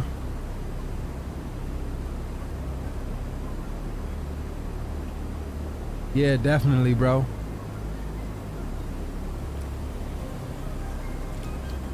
I don't know if you remember last time we took a FlightFactor product through some developing thunderstorms. Yeah, I remember my damn wings folded back towards my backbone.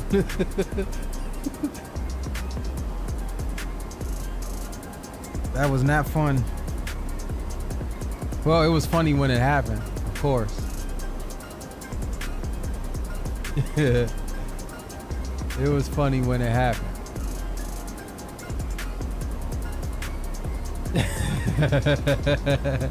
Got them wings look like an albatross, bro. That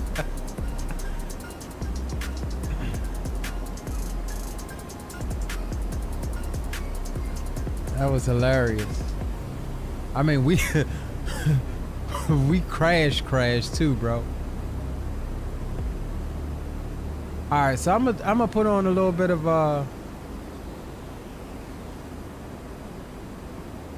I don't know that this is him right now, but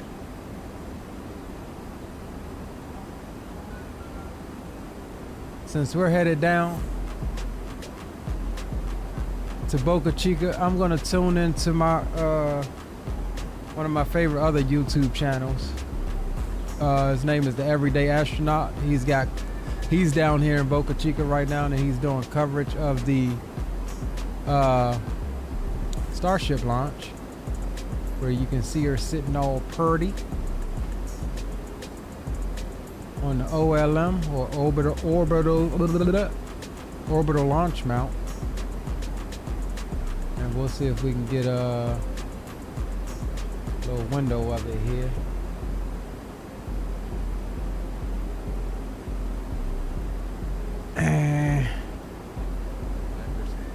Let's see what they talking about. Let's turn the music off right quick. There isn't any heat shield, right? At some point, they're going to have heat shield tiles fall off, and they want to learn as soon as possible where they're able to lose tiles from, and how big of a deal is it if they are missing a tile here or there. So I suspect that's something that they're doing on tomorrow's launch, just to try to get more data. Oh, that is him. Keep in mind, these are prototype vehicles. This is not an operational flight. There is no payload on board. So the entire point of these missions is to collect as much data as humanly possible. And to do that, maybe having the ship enter in slightly off nominal configuration, missing those tiles, will get them more data. That's something that Elon said that he's going to explain to Tim in the Starbase interview, whenever that is. So I'll be very curious to see what Elon has to say, since I'm sure we'll get some great answers from him. But yes, as of right now, ship is missing 2 tiles, and it does not seem like they are going to install those. T-minus 10 hours and 25 minutes. For, about 24-ish hours, little under that. Destacked it yesterday and restacked it this morning. And in that time, when they were doing work on the vehicle, they would have had time to fix those tiles. However, they chose not to. So it definitely seems like it's probably an intentional test objective for this mission. Yeah, so sorry, speaking of heat shield tiles, we actually are offering some discount right now on our heat shield tile product. So if you head on over to, oops, that's not Everyday Astronaut Shop. If you head on over to shop.everydayastronaut.com, you can see we are having quite a few sales right now. So if you go to apparel, RUDs, rapid unscheduled discounts, you can see a lot of some of our merch is on there. I got that shirt. Pretty dope shirt. Substantial discount, up to like 50% off. And then, of course, we also have, in celebration of tomorrow's launch, the orbital shirt and Methalox t-shirt, and then full float. And then, yeah, at the top left, there is this new heat shield button up. So this is, you can see it has the whole heat shield tile pattern on it, which is really cool. That's pretty cool. I'll rock that. Check out shop.everydayastronaut.com. That's a dinner shirt. Let's go to dinner, guys. Thank you for even just considering it. It really Sean, we have to go to the right to avoid the storm. Around out here and seeing people wear Everyday I think I'm gonna try to get over it, bro. It's cool. Anyway, back to I'm gonna step some up of to your guys' 40,000 questions. JB is asking, once we get a little I have closer. a question. With Elon Musk saying that IFT4 would only have a max payload of to LEO of 50 tons, how big of a setback do you think this will be for Starship? Yeah, that's an interesting thing. So, right, it was, Elon had I think it was an all-hands-on meeting toward, I guess it was after Flight 3, so I guess early Q2, late Q1, where he was talking about how the vehicle's current configuration, such as on Flight 3 with B-10 and Ship 28, is Tops only higher than capable that, of putting about 4.3. 50 tons into orbit. And for comparison, that's like roughly in the same class. Are you as Falcon there Heavy. already? And right, long term, Starship is promising to be able to put 100 to 150 tons into low Earth orbit. So a lot of people were kind of wondering after we got this news of like, why? Right, this vehicle is by far the biggest thing we've ever seen fly. By far has the most thrust, by like a factor of over 2. So what's causing them to be able to only put 50 tons into low Earth orbit? And it really comes down to the good old rocket equation, which dictates how much delta V you're able to get out of a certain amount of propellant. And this term in the rocket equation, when you're calculating delta V, is you take the natural log of the mass ratio of the vehicle. So what you look at is how much does the vehicle weigh when it's dry, so when it's not fueled, and how much does it weigh when it's fueled. And the amount of propellant that you add obviously means you can have more delta V. However, Starship is not a light second stage in the slightest. In fact, I would wager it's almost certainly like the most massive second stage that's ever flown. I can't even think of anything that would be close to it. And the reason for that is that this is supposed to be a fully reusable second stage. It has those flaps that are going to help with re-entry, and it has the heat shield, which is not light, and it has 6 engines, and it has the engine skirt, which you need for re-entry, but you don't need, for example, an expendable vehicle. So it has all of these mass inefficiencies. And that's just something that they need because this vehicle is fully reusable. But what that means also is that it's not as capable right now because of how massive it is. So going forward, SpaceX is going to have to make some cuts onto the second stage to get that dry mass down to be as low as possible. This is something that we don't have great figures on. I believe long-term SpaceX wants the dry mass of the entire stack to be about 170 tons. I think they want ship and booster to be Avianca next time? Roughly 100 tons each. The last time we heard numbers for that was a long time ago, so that could be wrong.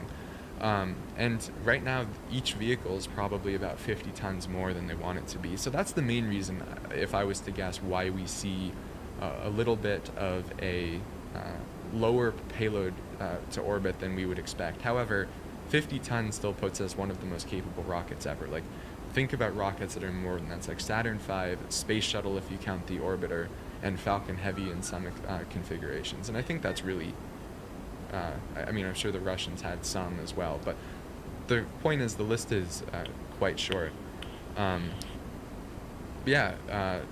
It'll be certainly interesting to see Airbus what changes SpaceX A320, makes going forward. That's a nice one. Avianca. Get that payload up, right? We've seen Elon said that Starship V3, so not the next generation, the vehicle, the generation after the next generation, is going to have longer tanks, and that should help increase delta V of the second stage, and therefore they should be able to get a little bit more, actually a lot more performance out of it. And then also just continuing to make optimizations to it. Right, this entire infrastructure that they have right now, the whole point of it is they're trying to get a vehicle. These are still very much test canvases. They are not. Mass optimization is not the era of the program that they're in yet. So it'll come, but that's a very good question. Let's see. Sorry, this is not. The panel is not working. All right, I'll just go to Discord for some questions. Okay, I see a few questions from our Discord about some of the things that's going on with the FAA. And one, right, the big thing that's going into this flight, SpaceX has not completed the mishap investigation report for Flight 3. Yet they're able to launch tomorrow morning. They received that launch license modification for Flight 4 without closing this report. And the reason why SpaceX was able to do this was because the FAA offers 2 ways of closing out these mishap two ways to continue launching with after a mishap investigation report. The first way, as we saw after Flight 1 and Flight 2, was SpaceX works with the FAA. It's a SpaceX-led investigation. Yeah, I think we're going to turn south. SpaceX and the FAA work together to figure out what is the cause of what went wrong and what fixes can we make to the vehicle to ensure this failure mode doesn't happen again. So after the first flight, right, there were something like 60 some on items that the FAA and SpaceX agreed to that they implemented onto the next stack to make sure that those events weren't repeated. So some of those were like, we saw, right, way larger fire suppression system go onto the first stage with those massive CO2 tanks. Then we saw upgrades to the FTS system since the FTS system did not activate properly. So you turning north, Rocky? You going north around the have storm? the desired effect. I think I'm gonna go south, bro. That was one way that they can do it, and that's also what we saw after Flight 2. And the other way is if SpaceX and the FAA agree that there was no risk to the public in the anomaly, then the FAA is able to grant SpaceX a continuation, saying you may continue with launch operations under your launch license as long as you continue to work on this investigation. And this is what the FAA agreed to after Flight 3, where they said because there was no additional risk to the public, you may continue launching. And that's what's allowing them to launch tomorrow. I suspect if they wouldn't have gotten this continuance, then the investigation would probably be a few weeks off. So thankfully the FAA agreed to this, and this just goes to show, right, a lot of the negativity around the FAA is not justified in my point of view, because the FAA works with SpaceX to make sure that we, the public, are safe, and ultimately that is very important. Let's see. Anush is asking, I recall SpaceX posting about upgrading Starship. What upgrades are coming? Keep up the good work. Well, thanks, Anush. Also, thank you for helping on today's stream. So yeah, this is a great question. There are several upgrades onto this flight. So going over the failure modes from Flight 3, right? The second stage, we'll start there. Like I was mentioning earlier, it lost control of its attitude in orbit. And the reason why SpaceX thinks that happened was because one of the attitude control thrusters got blocked. So in order to fix this, on this flight they've just added a few more attitude control thrusters. Going forward, they'll probably want to remove those and make sure that they're a bit more reliable, but for a temporary solution, I think this is plenty good. And then also on the second stage, they are going to forgo a lot of the tests that we saw on the last flights, right? On last flight, we saw SpaceX conduct that propellant transfer demo, which they have later confirmed on their website was a success, which is awesome. And then they were also on the last flight going to do that in-space Raptor relight burn, but that was scrubbed, or it was automatically aborted when the vehicle sensed that it didn't have control of its own attitude. That test is also not being done on tomorrow's mission. They're just going to, once they're in orbit, go through the coast and make sure that they're in that stable attitude for re-entry. Since the primary goal of this mission for stage 2 is to make it through re-entry. I'm sure there are lots of other changes onto the second stage. Unfortunately, we don't. I want to see if this thing is going to make it. Hopefully that's something that Tim learns about. It's missing 2 heat shield tiles. And they opted not to replace them. Whenever that happens. However, then on the first stage, there was a fairly where the tiles are missing at problem. It sounds like to what happened. It won't penetrate the vehicle and cause boost back burn on destruction. Flight 3, This is like the base landing burn. The base of the ship. Something in the tanks that blocked. Where if it went through, it's going through into the engines. Like, you don't need the engines at that point. SpaceX said they've substantially upgraded the amount of filtering the vehicle has. But if it was like Flight 3, hopefully that will ensure that the engines are able to start on this flight for that landing burn. The one other big change to the flight profile that we're seeing on this launch is SpaceX is intentionally going to jettison that payload, the hot staging ring. So right on top of the booster is that ring. That we know from documentation masses about 20,000 pounds.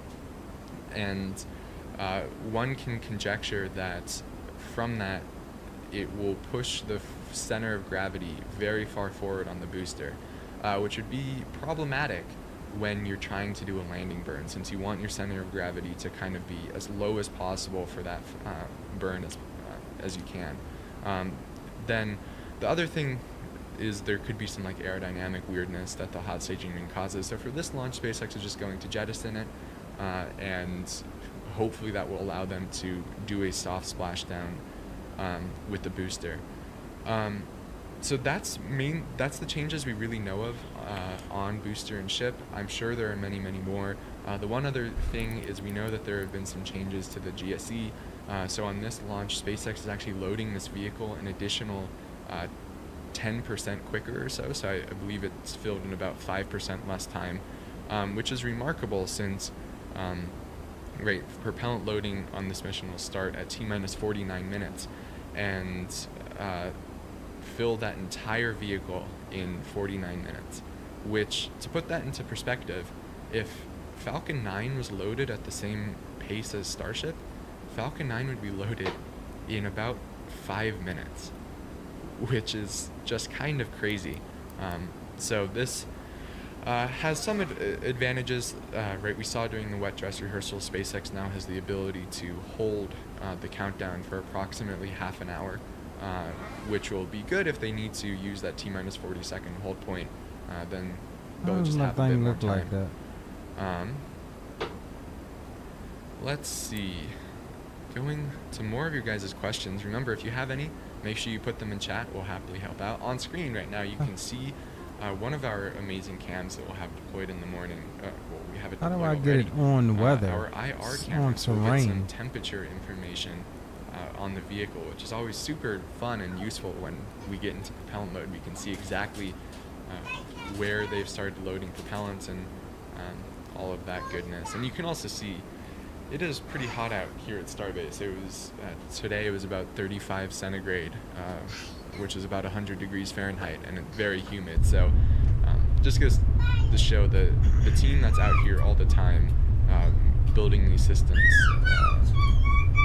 I couldn't do that. Let's see.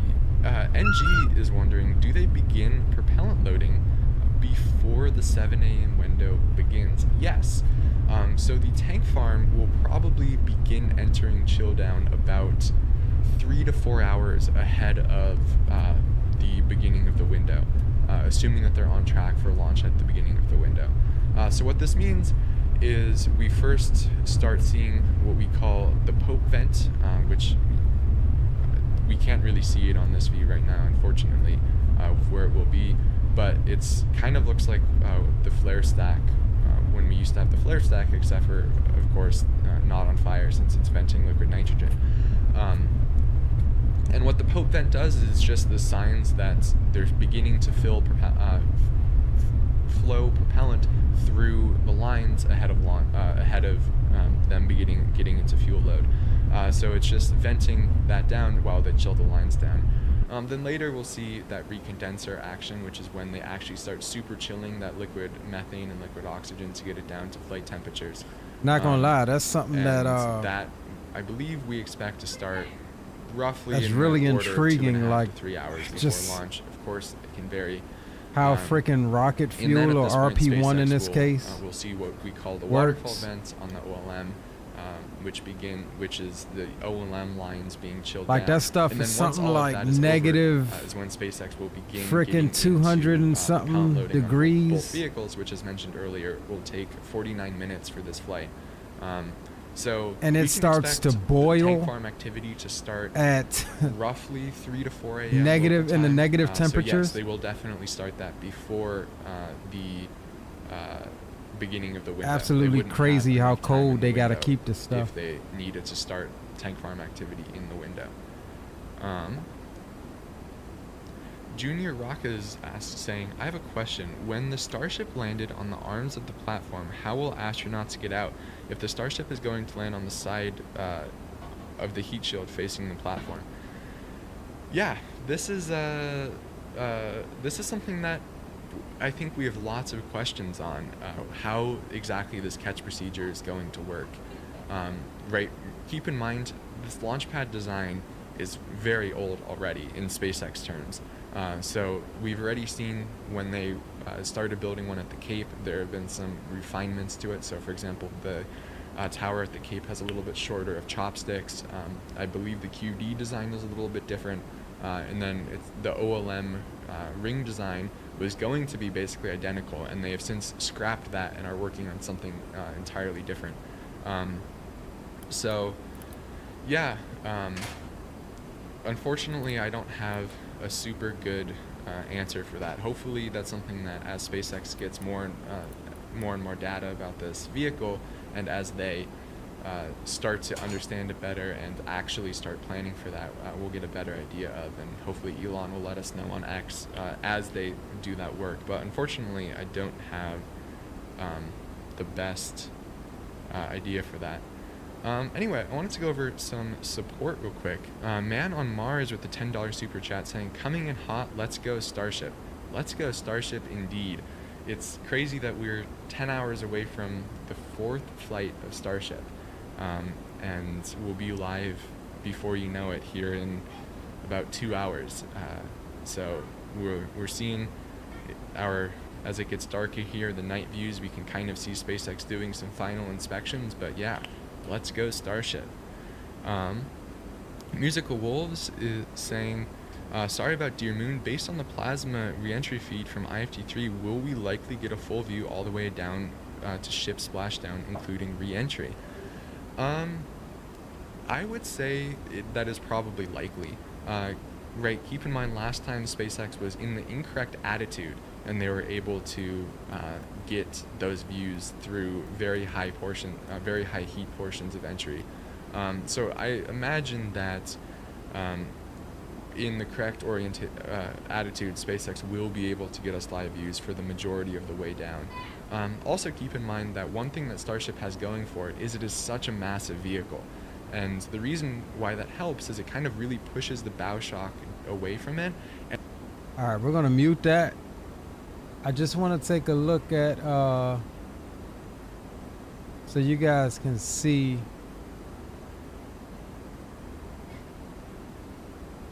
what a absolutely We're a minute away. So this is the third one. This was the third launch a few months ago. And it was absolutely mind-boggling. Don't be shocked if we hold at 40 seconds before. That's something this damn big. I mean, this thing is almost double the size of the Saturn V with twice the thrust. And it made for one of the beautifulest re-entry failures because it had onboard high definition freaking video.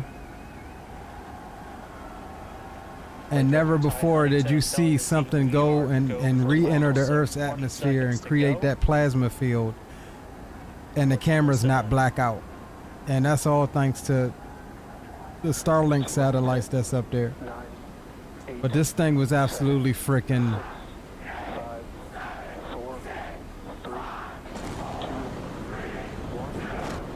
And this is the third one. This is the last one.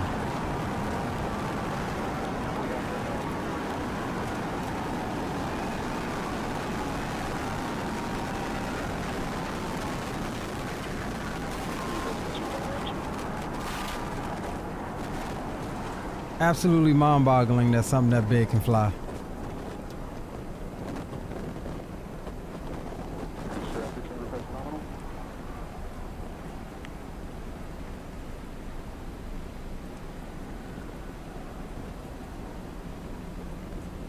This thing has 33 freaking engines on the booster. Rumble. We are seeing 33 out of 33 Raptor engines ignited on the super heavy booster. Booster and ship, avionics, power, and telemetry nominal. Acquisition of signal, focus. Continuing to get good call Thing's already supersonic. Looking nominal, systems looking nominal. Just amazing to see all 33 lit up once again.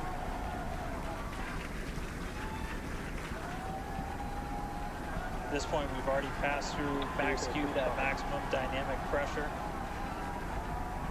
And passing supersonic, so it's missing a heat towel right there. The speed of sound. Getting those onboard views from the ship cameras.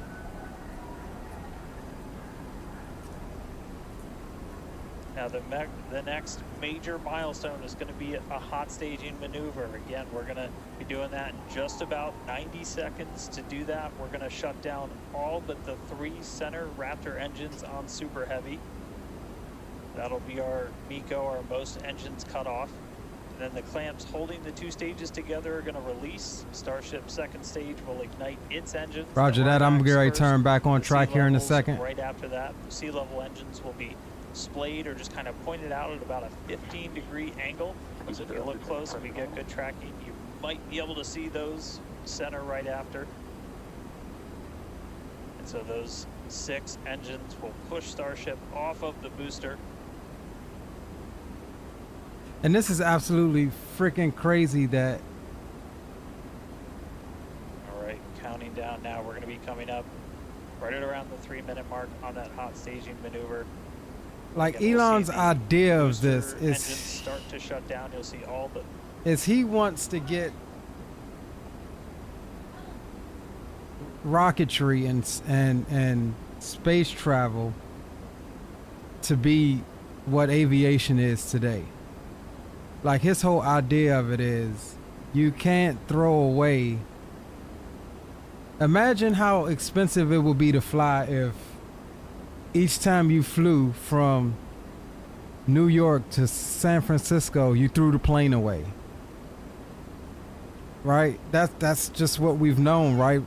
All the way through freaking Apollo, Gemini, Mercury, Apollo, the space shuttle program, you know, even, you know, there's rarely ever anything freaking recovered. And so that's what this design is. And everybody called him a fool. Everybody said, man, you're crazy if you think you're going to bring a booster back, bro. And what did he do? They went and created the Falcon 9 and all of that whole chingazo. And now you have boosters that, I mean, Falcon 9 launches so often from Florida and Vandenberg and California and all of that, that you have boosters, and I keep up with this stuff. You have boosters that then flown 15, 16, 17 times. Like you have a booster. It has become that reliable for SpaceX with the Falcon 9. It has become a true workhorse. And so now in the new iteration of a heavy lift launch vehicle is this Starship. And so this thing has got its teething problems, just like, you know, Falcon 9 did. You know, they suffered some failures. But if you're not failing in rocketry, then you're not innovating enough. You're not pushing the boundaries. You're not figuring out what you can actually do. And Elon's and SpaceX's motto is fail often and rapidly do it. Like, there are what, two other rockets that will be in direct competition, or that's needed for the Artemis program. One of them launched this morning, which was the Boeing Starliner. That thing has been delayed so many times for problems and things like that. Go figure, it's Boeing, right? But where they were like NASA and Boeing and all of those guys, they take their time and they're like, okay, let's get it right, or let's do it this way, or let's do it that way. Elon is like, nah, fuck it, YOLO. We're gonna send it. We're gonna test as often as possible. And he sends these things up, man. Same thing happened with the Falcon 9, and now look at it. United States it's put the United States back on the map as far as launch vehicles. 3 lights go out in the middle. And it's just insane how the engineers came up with the idea. Hey, we're gonna flip the booster back around, have enough fuel to boost it back to get back to where it took off, or have it so precise that it lands on a drone ship. And so there's a separation. There's that booster turning back, and that booster is going to try to make it back, which it failed, but it's going to try to make it back to where it took off from. That's the whole goal. Staging confirmed. Boosters now making its way back, seeing 6 engines ignited on ship. Kate, we got a Starship on its way to space and a booster on the way back to the Gulf.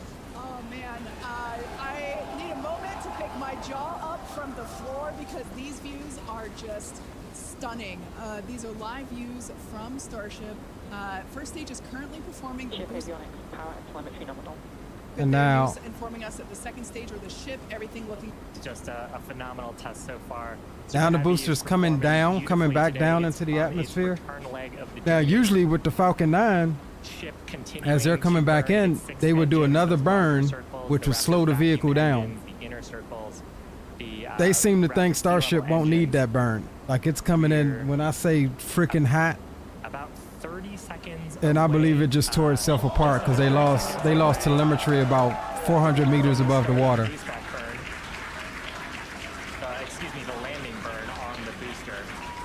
And these grid fins help to steer it through the atmosphere. Like, it's just dope. It's crazy. Fanboy, train fanboy says, gotta go, have a safe flight. Will do, brother. So for landing burn, we're gonna expect to see the 13 center engines light. Look at this thing screaming back towards the Gulf of Mexico at 3,000 kilometers an hour.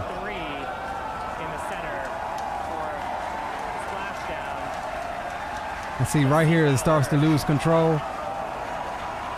Those grid fins are trying to steer it, trying to control it, but We're getting a few engines. as you see, all of the engines didn't light back up. And acquisition of signal. We'll see if we can get some other video of that. Now, this is a test objective today. It is still something that we're attempting to learn. And to make it that far, to demonstrate the controlled re-entry up to that point is pretty... Where vehicle operators are standing by. Now, the next milestone coming up is... All right, so this doesn't go all the way to the re-entry portion. At that point, ship will... Or, I'm sorry, actually, it already has. Let's see if we can find that right. Here we go. So this was the Starship that just launched that you just saw. How the other boy in the live stream was talking about the roll. So they think they had a stuck thruster, a frozen thruster, and that's why it's just rolling like that. You can't re-enter like that. You have to be heat shield up or heat shield down, so that it can take the brunt of the heat. Or everything you see flying off is just chunks of ice. But it rolled like that for a good little bit as it was coming back down. And right about here, you start to get one of the most gorgeous views. Look at that flap heating up. Like, that's red hot just from the air, or lack thereof, creating that plasma around the vehicle. And the fact that this camera survived, which is on the flap, the top flap there, the fact that this damn camera survived, I'm like, what kind of GoPro does he have?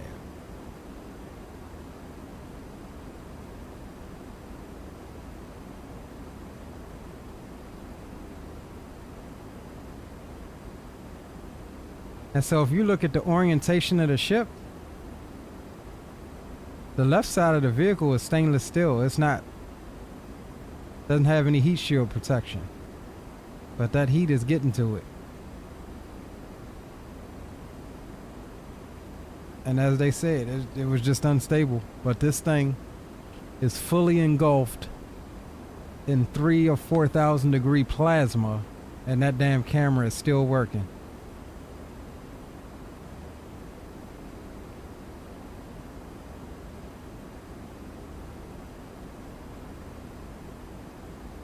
So now it's going ass in first.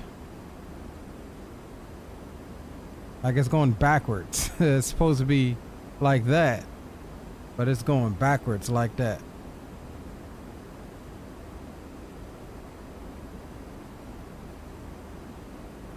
Look at that.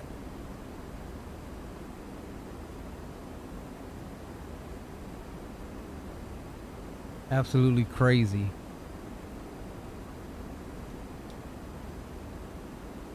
Alright, let's go direct to Dunes. Oh, let's pause that right quick. I think we're good to...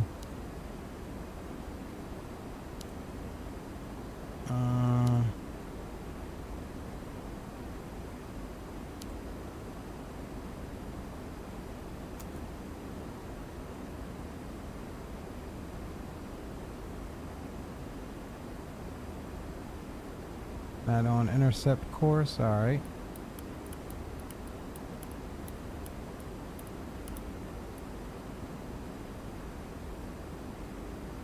So we should be clear.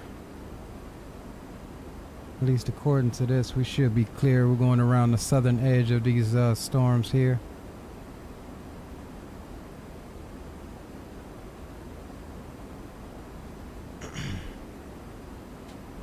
So yeah, eventually they did lose the ship. Like, the heat was too much. The heat shield wasn't where it was supposed to be. And they did lose data on the ship, which is indicative of a RUD or rapid unscheduled disassembly. But yeah. So, yeah, I'm excited for tomorrow. Oh, they ended that live stream. Okay. So that was a little pre-launch party. But like I said, everybody should be going live with this thing by midnight. I don't need to tune in that damn early, but I think the launch window opens at like 7 or 8 a.m.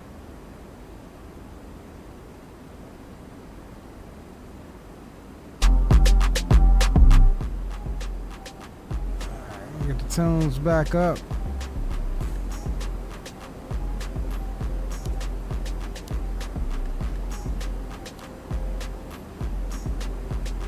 Alright, so we did use some of our reserve fuel for that detour, but it's all good. We're reporting 5.6 by the time we get to our destination. I don't know, man. There's still a little bit of clouds, ain't? Oh yeah, that's the edge of it. We should be good here.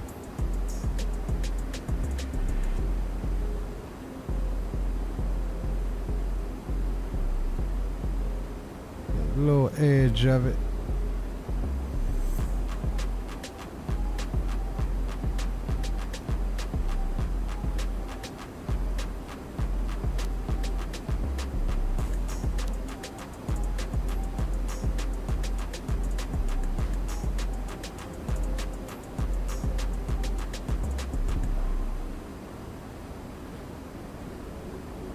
Alright, looking good, looking good.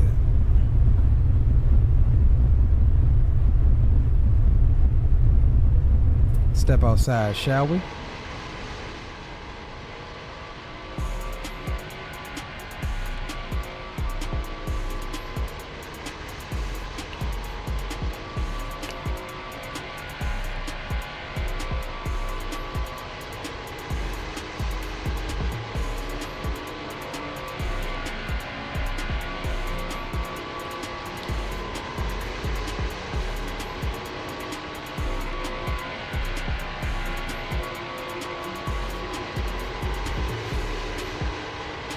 I don't know, we going direct to Dunes?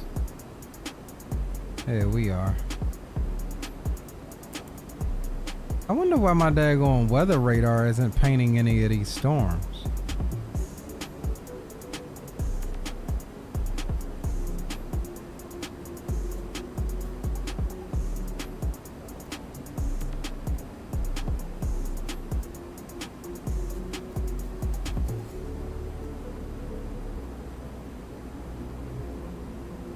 Surely it should be though, right? I don't know, these clouds are looking a little cloudy. Not like those other ones though.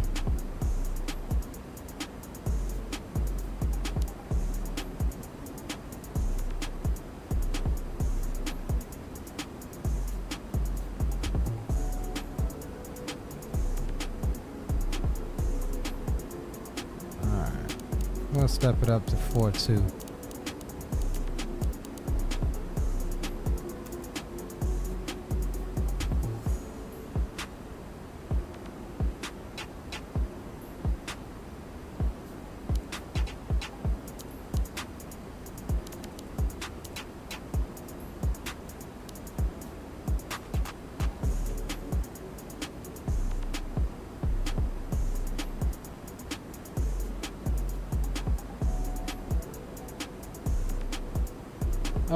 Just checking back in. How's the X-Plane update so far? So far, so good. We'll knock on wood with that. But yeah, we chilling. Now, like I was saying earlier, I do notice a bit of performance loss, but it's smooth in regards to the lower FPS. It's smooth. And I think that stemmed from a lot of people were saying they were having major performance issues in Beta 5. I saw a few talking about the same thing in Beta 6. It just wasn't as bad. And I think I'm one of those ones. I did not try Beta 5 just for that reason, but Beta 6, I do notice slightly lower FPS, but it's hella smooth. So normally at this, and again, it could be the plane. I do get lower FPS with the FlightFactor 7.5. But normally at cruise and X-Plane, I'm around the 50-ish FPS range, depending on the airplane. Some other airplanes, I'm up to 80 or 90 at cruise. But here I've been anywhere between 30 and 40. But again, I am flying 7.5, so for whatever reason in X-Plane 12, the 7.5 give me a little hit on performance. X-Plane 11, it wasn't the case at all. Alright, so we are halfway through our flight. Hour and a half into the flight, 95 minutes. And we're stepping on up to 420.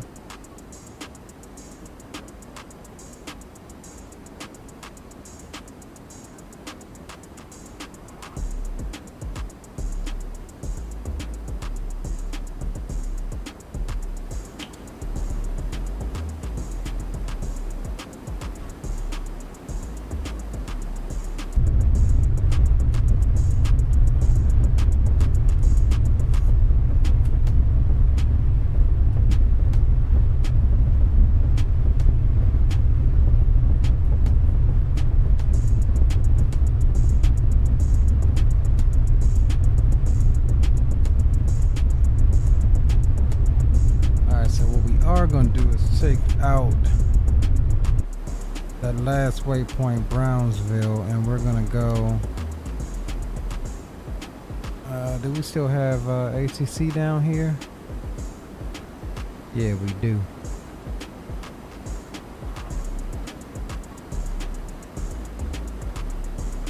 Alright, so we'll leave it because I think Houston Center would control us into Brownsville.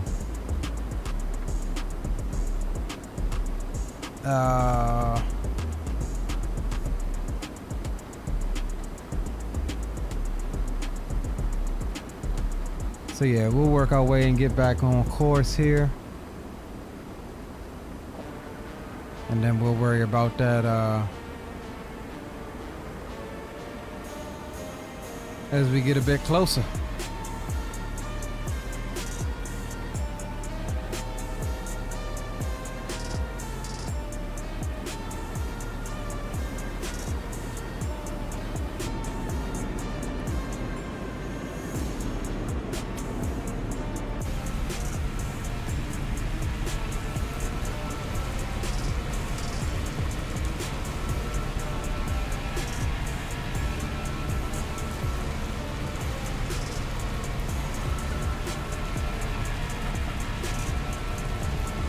Now this is what I don't understand. The sun is right there. Ain't no clouds above us. What's up with X-Plane's shadowing like we're underneath a cloud or something? That's one thing that I've noticed in X-Plane that needs some working on. Knowing where the clouds are.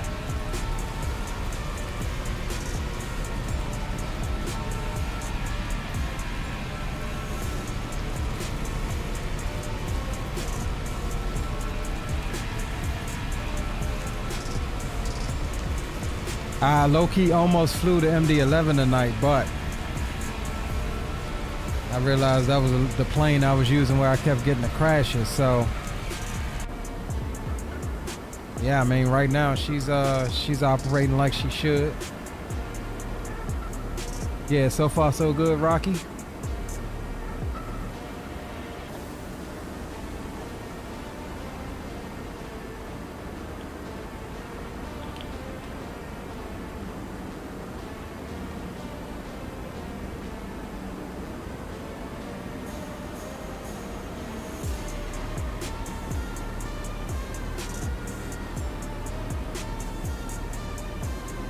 Direct to DAS VOR. Let's see, where is that at?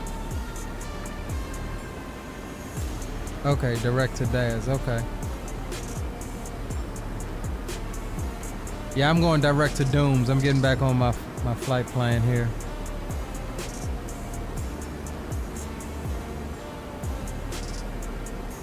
Pretty much due west right now.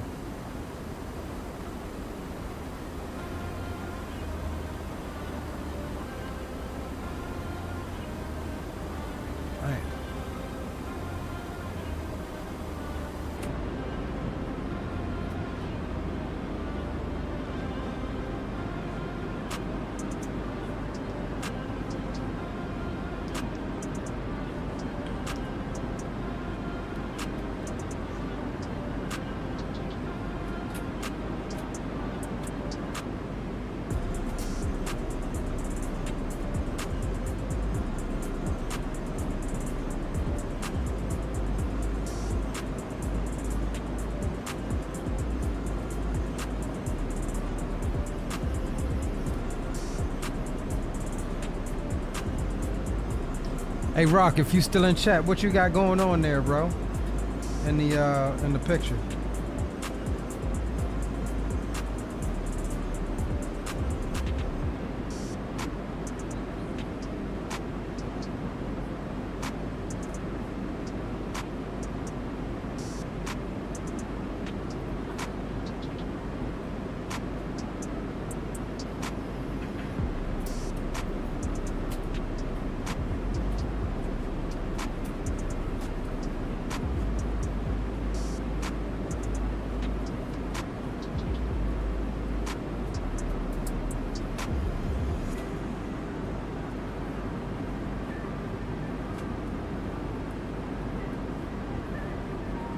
Oh, that's Green's new stuff? Okay. Hey, those Jaegers.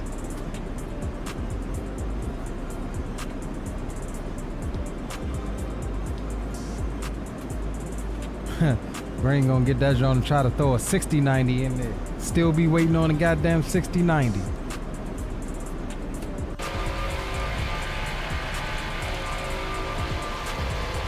Flyby.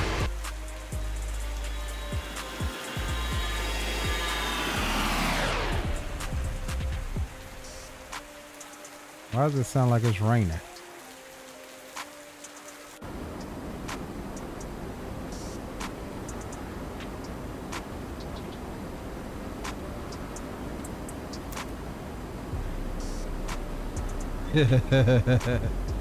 Man, gonna be I'm waiting on that 60-90.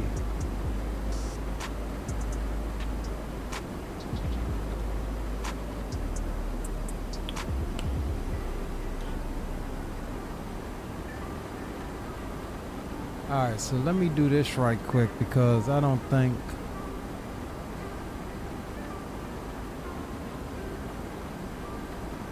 we're going to be on the ground in time to start the trucking stream at 12. So we're going to push it back a wee bit.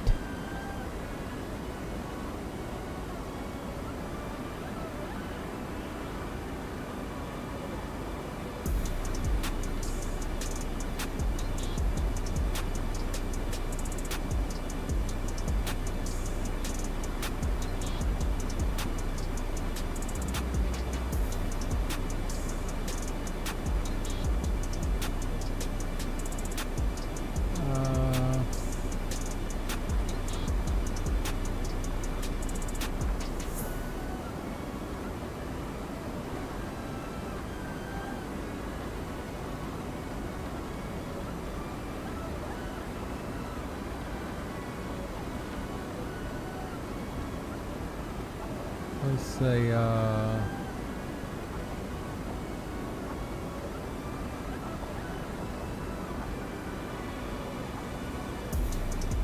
right, cool.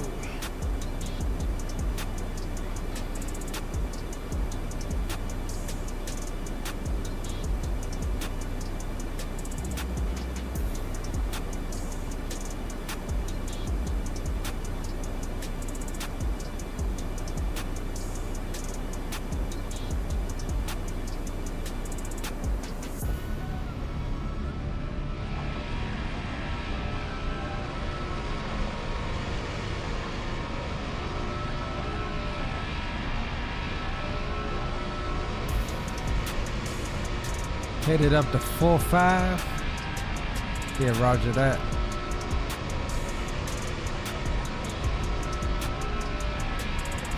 All right, guys, I'm gonna step up and stretch my legs and get the kids in bed. I'll be back in about 5 minutes.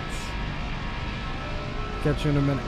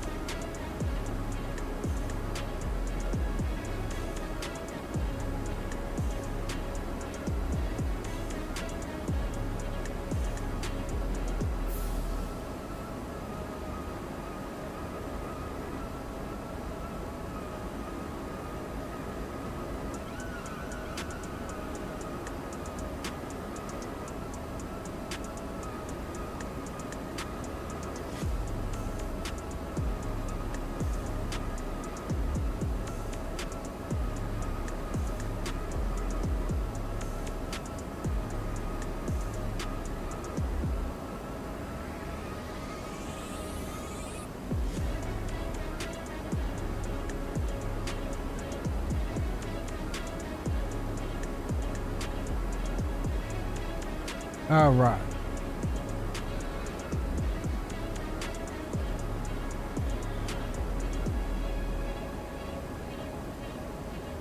All right, we back, boys. Had to get the kids situated.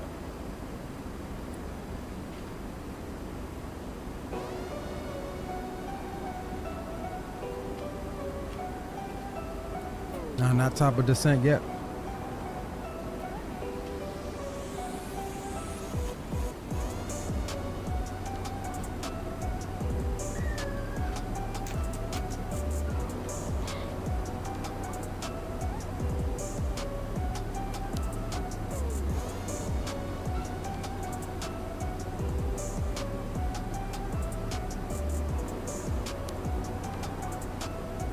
All right, let's see what we got.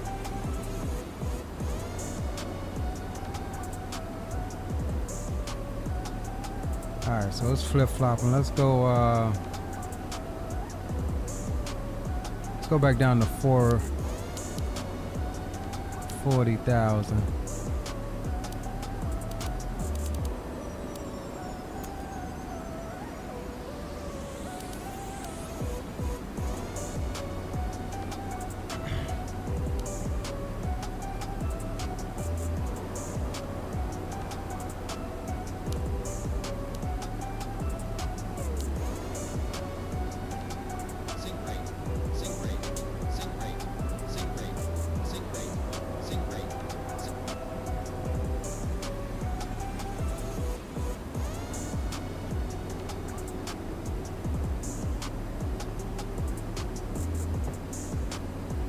Sato says, Leo, you got any new mods for ATS before I go join in with you? Man, I'm gonna be honest. You ain't joining me tonight, bro. My mod just all messed up and jacked up.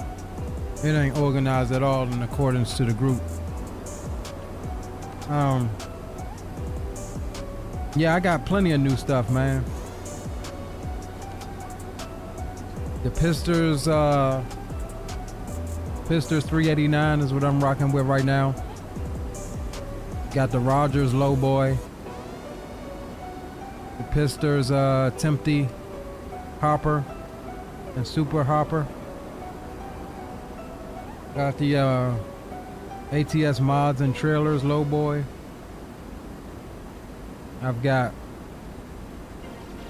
I bought it, I'm just waiting on my download, but I got the Roland 389.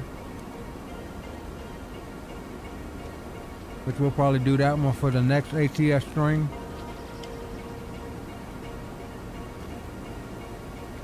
I've been just trying to rid myself of all of those old mods, man.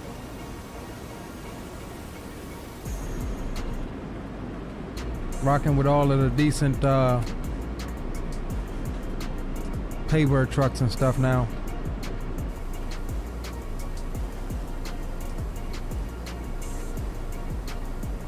Yeah, definitely.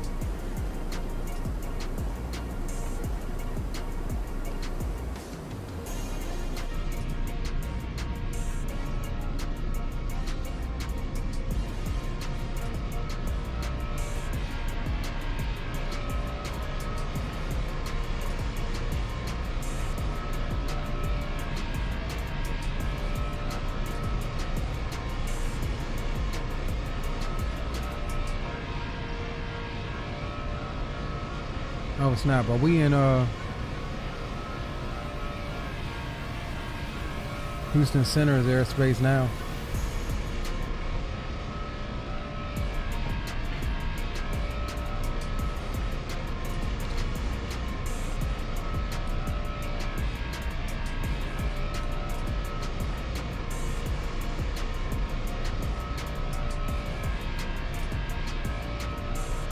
Adams County traffic, Cessna 514 Delta Victor's 5 miles west of the field, 1,300. Gonna cross over to midfield west to east and then join a midfield downwind, left downwind runway 18 full stop, Adams County.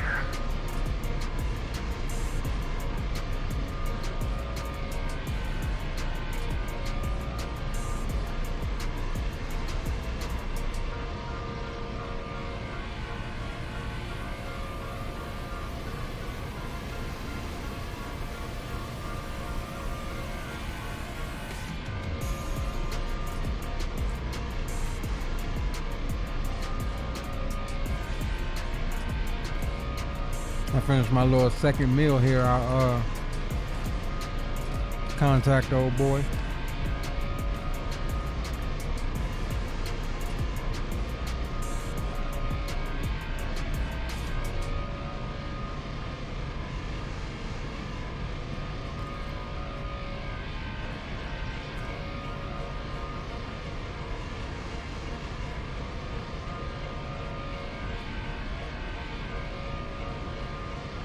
Rocky, did you go over to Houston Center yet?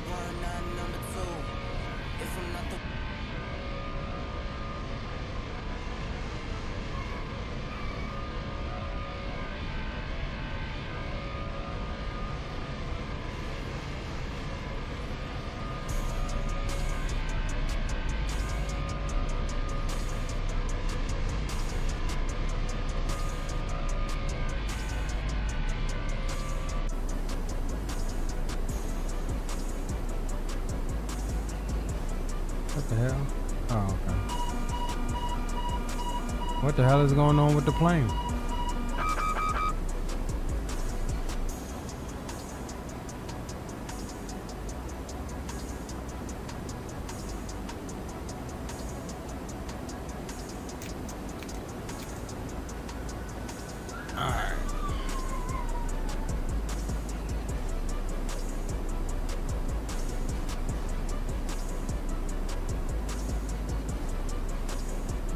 Houston Center, hello. Sam 86 checking in, flight level 400. Sam 86, Houston Center, roger, radar contact, maintain flight level 400.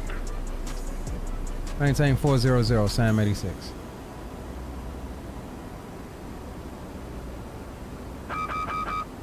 I don't know what's going on with my plane with the altitude, but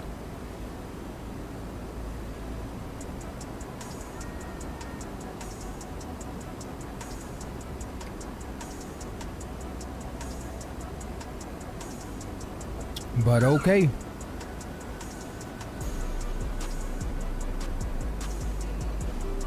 Might be weather loading in or something.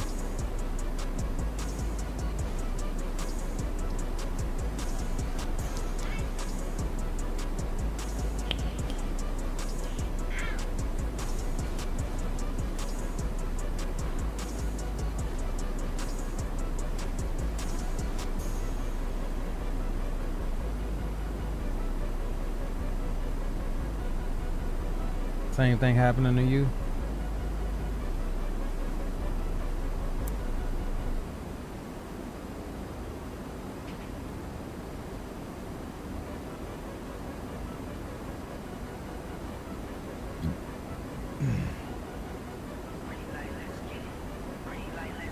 Yeah, it's got to be some weather trying to load or something.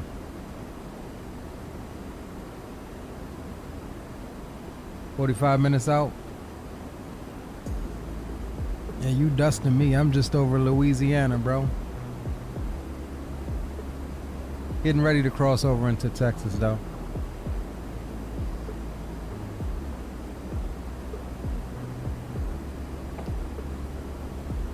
I think we diverted a little too far out the way. Lima Echo Oscar, got an amendment to your routing advisory to copy.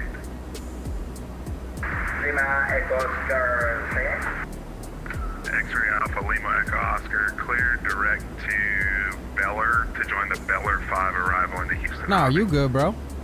We going to the same place. Lima Echo Oscar, Roger, spectacular traffic arrival, Lima Echo Oscar.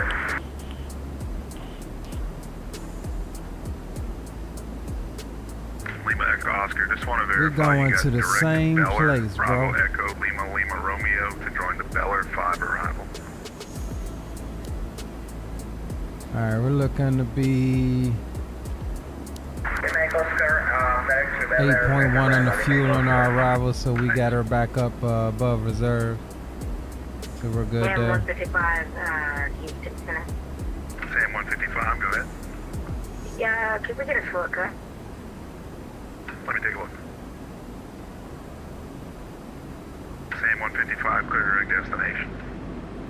Clear direct the destination, thank you.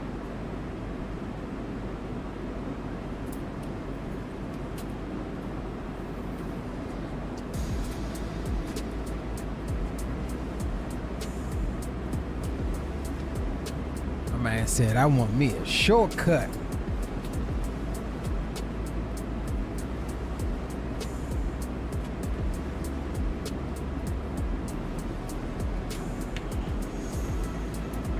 Houston Center, citation 925, Papa X-ray, 10 miles north of Windu, altitude 31,000, descending 17,000. 925 Papa X-ray, Houston Center radar contact, descend via the Suzy 6 arrival, Austin altimeter 2979, Austin landing south. Suzy 6 arrival, what was that altimeter again? 95 Papa X-ray. Yeah, 5 Papa X-ray, Austin altimeter 2979. Send via Suzy 6, altimeter 2979, 95 Papa X-ray.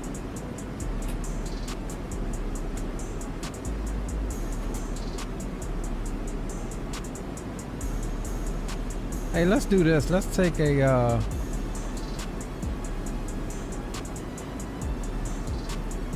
I walked through this thing a little bit earlier. And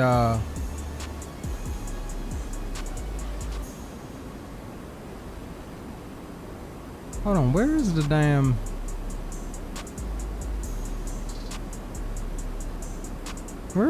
flight deck door switch on this thing? Southwest 2738, you can expect the RNAV runway 20 approach. RNAV 20 for Southwest 2738.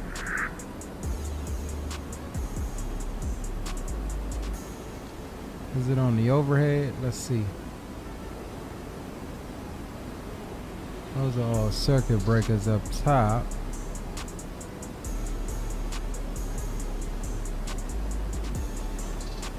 Hydraulic pumps. High frequency radio. I'm looking for the flight deck door switch.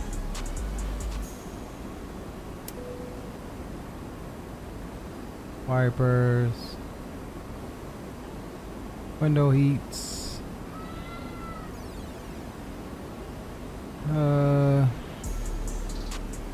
ELT,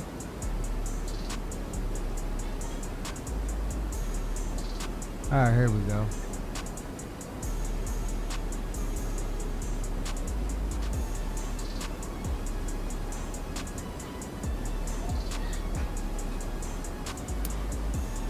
Alright, there we go. That's what we needed there.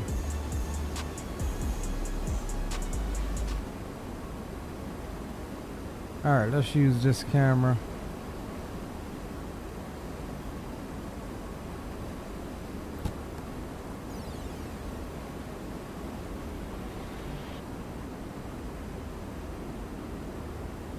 Alright, let's take a look at the cabin here.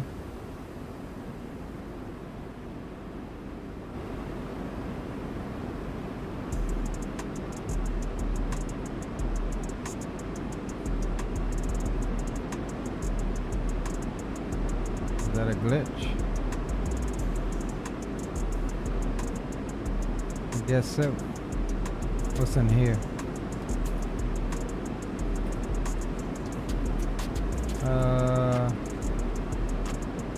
I don't know what that would be for. There are no seats there.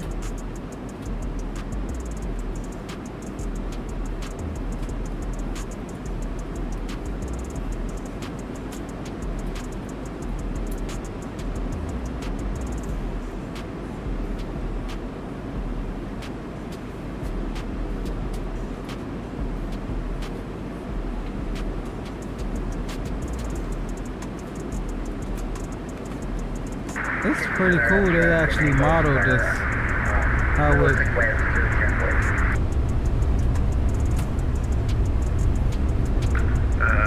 Lima Echo Oscar, keep it very broken, say again please. Lima Echo Oscar, please request, what was the request to descend please? X-ray Alpha Lima Echo Oscar, descend via the Beller 5 arrival, Houston altimeter 2977. Dang, y'all, imagine this. You are the Vice President of the United States.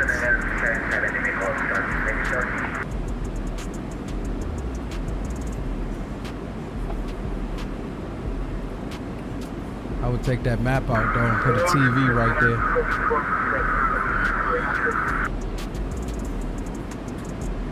Nice view though. Nice 712 Houston Center, Roger, squawk 2371 and ident. Nice wing view from this seat.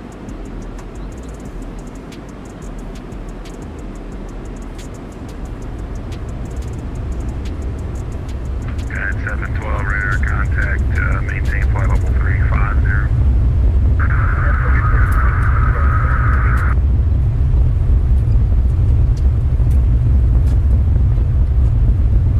Southwest 2738, descend and maintain 4,000. Down to 4,000, Southwest 2738. I will say this is how it looks on the inside. I've been in it. In the one at Andrews before.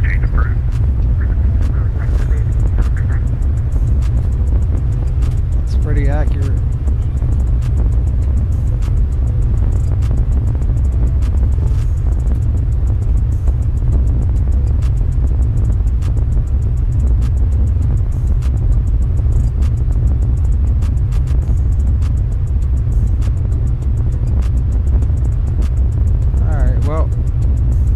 Through the cabin, we can go back up to the cockpit.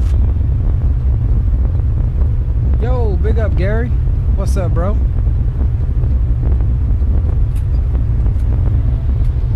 Welcome aboard, welcome aboard.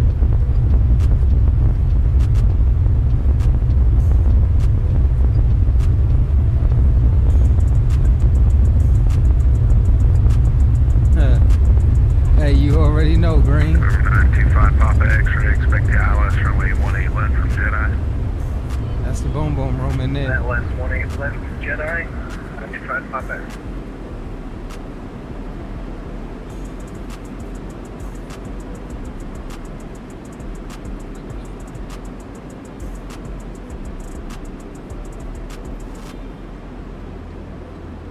November 4872 Delta, enter the left base runway 13 right. Left base runway 13 right, Cessna 472 Delta.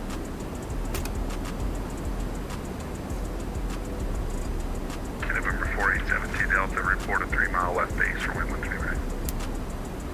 We'll report 3 miles left base, Cessna 72 Delta.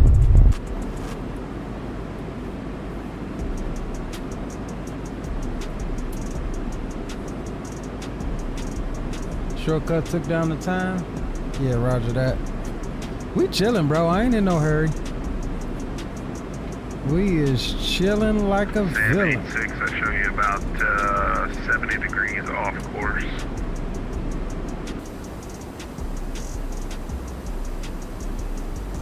We're overhead. What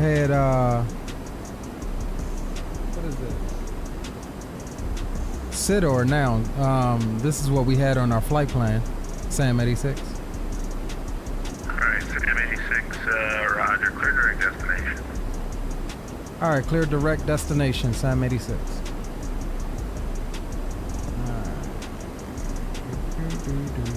Alright, so what we're gonna do is, let's see here. At 2124 Albuquerque Center is off on, radar service is terminated, frequency change approved. CFBRN. Copy at 2124, we'll see you next time.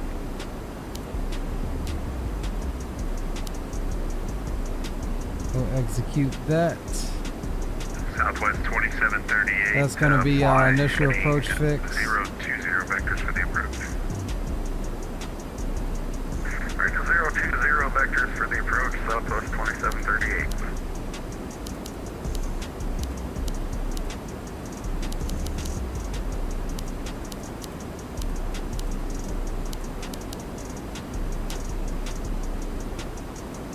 All right.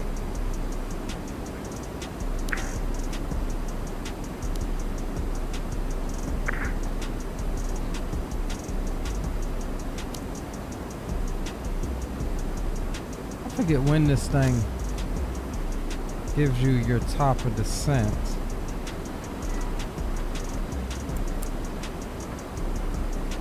We got a visual there.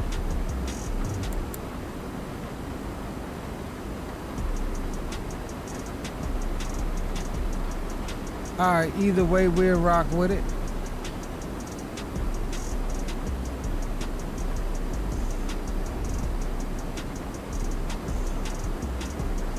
Clearance 1224, contact Houston approved. Cool controller, yeah. 0.05. It's here, 05, Honda 1224. Thank you for the green light.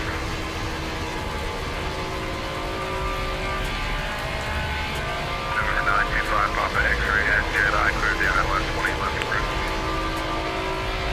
There's ILS 20 left at Jedi, 95 Papa X-ray.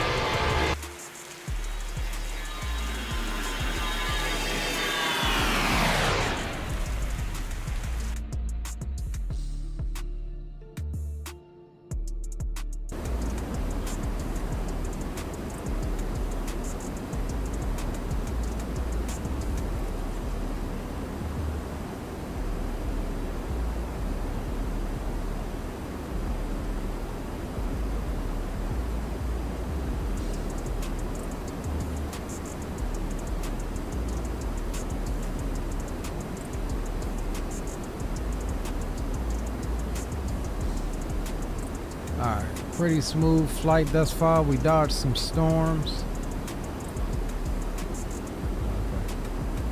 Dodged some storms, so we looking good.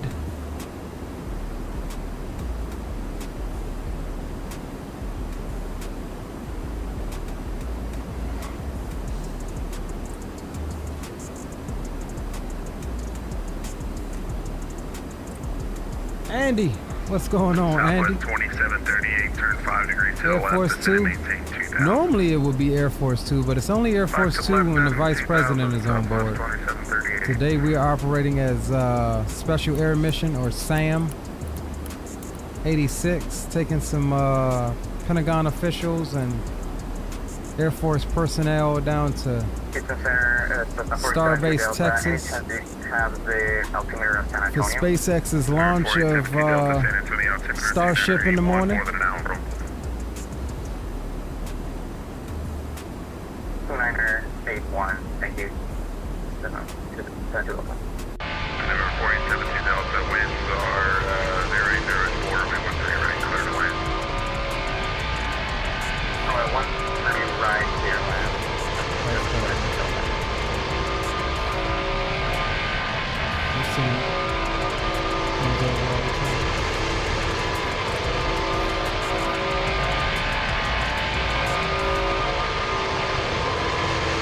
Southwest 2738, turn left heading 30 now.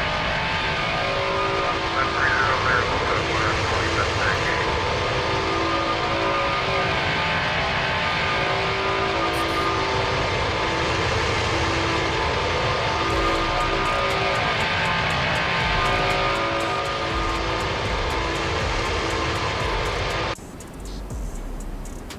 Andy says, what time? I watched Starliner earlier today. Yo, bro, Starliner, that thing was nice, wasn't it?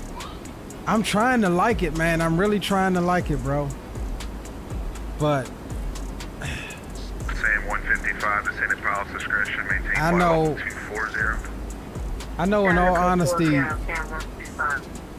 it's not about competition with those guys, really, because they're all needed for the Artemis program. So it's like you want to see everybody doing good, realistically. But man, and I mean, I don't know how to put it, man. Starliner and SpaceX got that contract around the same time, and I feel like SpaceX is just like, shoot. There was one point where SpaceX with the Crew Dragon was at the same stage. They were neck and neck with Starliner, and Starliner has just been delayed after delayed after delayed. Same thing that's going on with frickin' SLS right now. Like SLS is just stupidly expensive for no damn reason. 467 Charlie Alpha, Houston Center, Roger. And in all honesty, like I don't understand why the government and Congress keep funding NASA when they should be pushing towards reusability. Like SLS is pretty much a recycled, almost a recycled space shuttle. in design. Instead of it being an orbiter, it's a capsule. 7252 And everything but the capsule gets thrown away. But the capsule and the SRBs, I'm sorry. But in this age, I mean, reusability, you want to talk about costs. This is why SpaceX is doing what they're doing.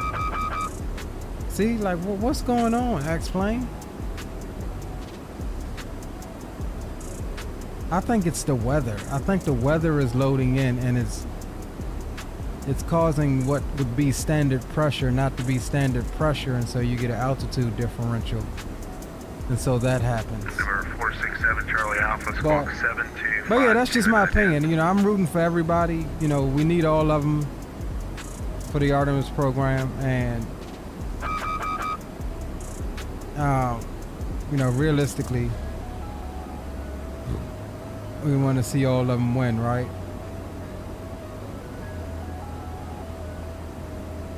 Southwest 2738. 467 Charlie Alpha. Gas boat, turn left heading 230, maintain 2000 until established. Clear the RNAV. Pilot Dup. RNAV 20. What's up, bro? Welcome aboard. Welcome aboard indeed. Gary says, I saw it outside my apartment at Daytona. That shit was nice, right? Yeah, SpaceX definitely has it going on. Let's see if we can pull up, let's see if we can pull up the Atlas launch with Boeing Starliner from this morning. Southwest 2738.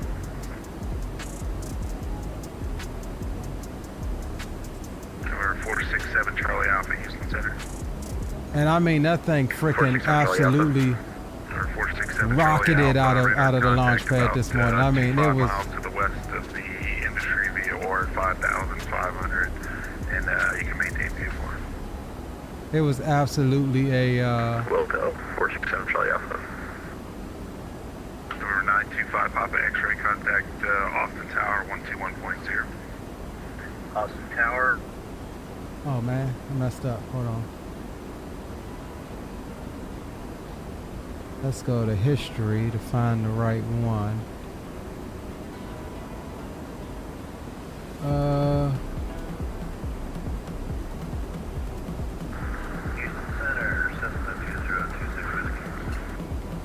Why can't I find it? Cessna 2026 Whiskey, Houston Center.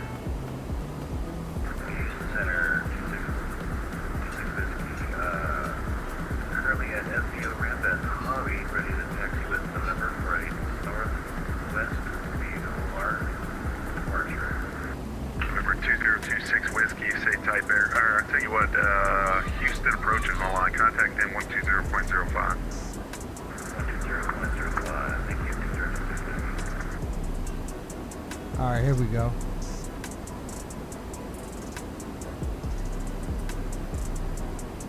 All right, here we go.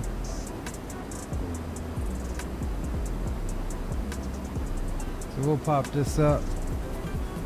So this was the Starliner launch finally after being scrubbed.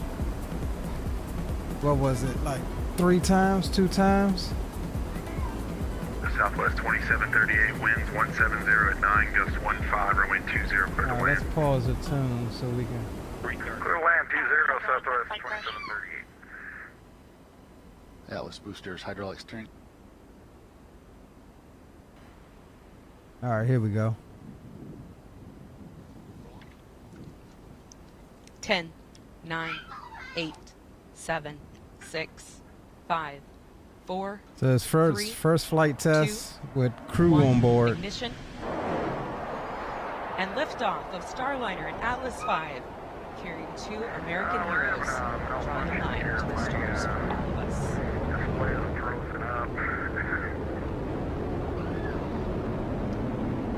Southwest 2738.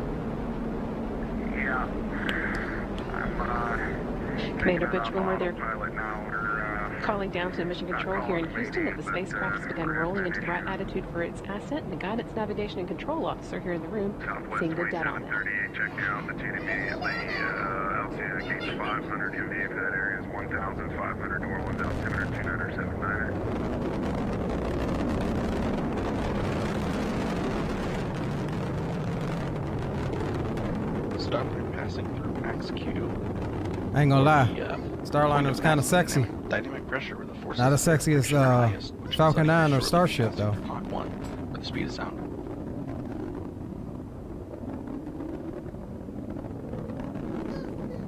Only Boeing would try to put a larger diameter capsule onto a smaller diameter upper stage.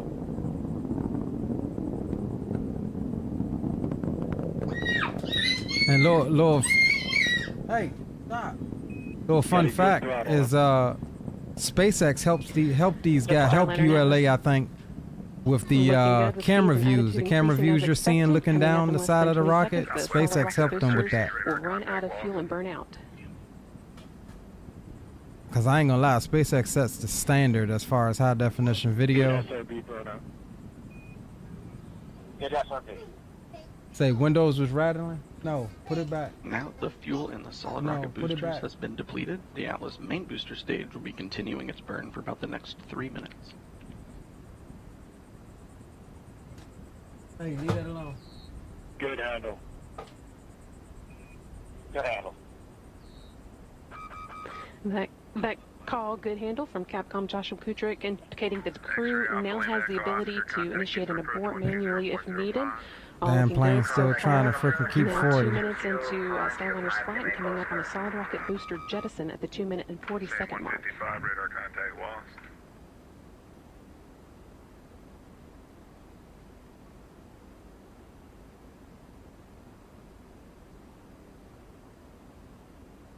Chunks of ice falling off.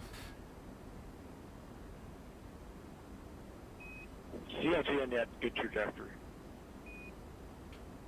CLG. You know what bothered me the most? The fact that the little tracker at the bottom of the screen there didn't automatically progress up to the next event like it does. I know, right? SpaceX got the launch telemetry and all of that, bro. And it'd be fairly goddamn accurate. I agree with you. Their telemetry and stuff was a little rudimentary, wasn't it? 467 Charlie Alpha, contact Houston approach 120.05. Contacting Houston approach 12050. Good night. And it's 120.05 for 7 Charlie Alpha. 120.050. Roger.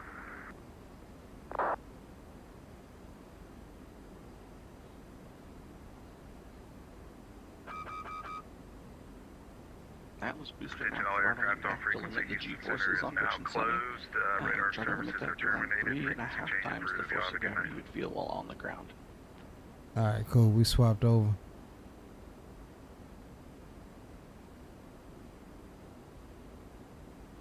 Yeah, no wonder people think it's fake when all the footage of the capsule is actually looks like it's coming from Microsoft Space. I know, right?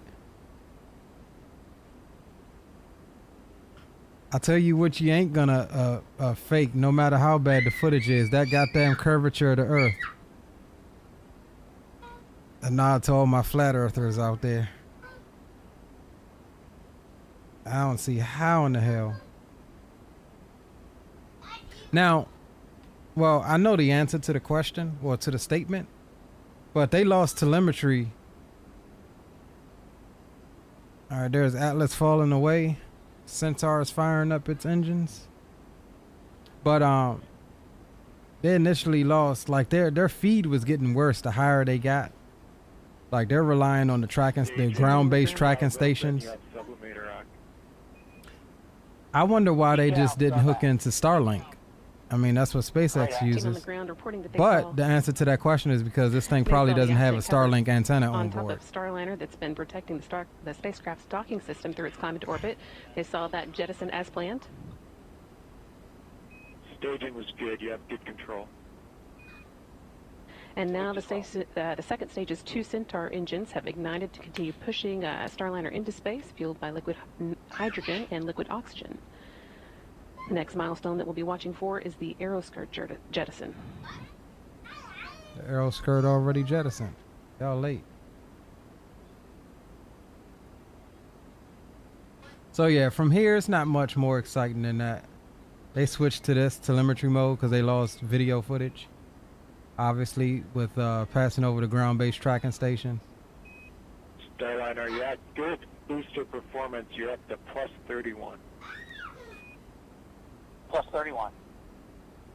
But yeah, that was about it. I mean, Atlas Control reporting. they're supposed to arrive at the space station tomorrow at 12 p.m. I think. Relative to its design baseline of around 450. So yeah, that's it on that. All right, we got top of descent right out in front of us, about 100 miles or so.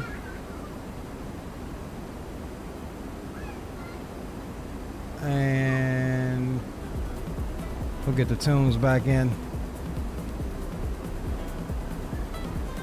Gulf of Mexico out there.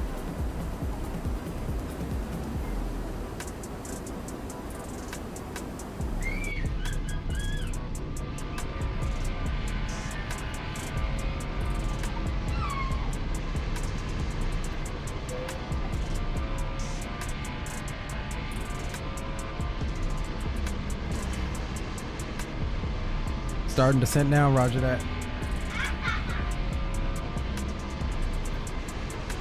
I can only imagine the windows rattling, Gary. I can only imagine, bro.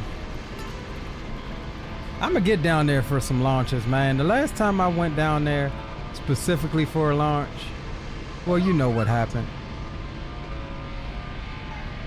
Me, my girl, and my best friend and his wife went down there just, you know, for a little vacation, but I found out it was gonna be a launch the day we were supposed to get down there. We were driving down there, and we were originally gonna leave at like midnight and get down there earlier that, you know, around noon or so, and found out it was a launch, supposed to be a Falcon 9 launch that morning.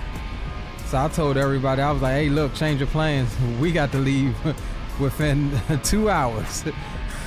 So we left DC at like freaking 5 or 6 in the evening, and got down there. I mean, I drove freaking like 8 hours straight, and she drove the rest of the way. But got down there, the launch was supposed to happen within an hour of us getting to Canaveral Beach. And goddamn if they ain't scrubbed. I was pissed. And get this, that Monday, we left that Monday, and it launched about 2 hours after we were already up near Jacksonville. I was pissed. I was watching it on the stream in the car. I said, man, missed my shot.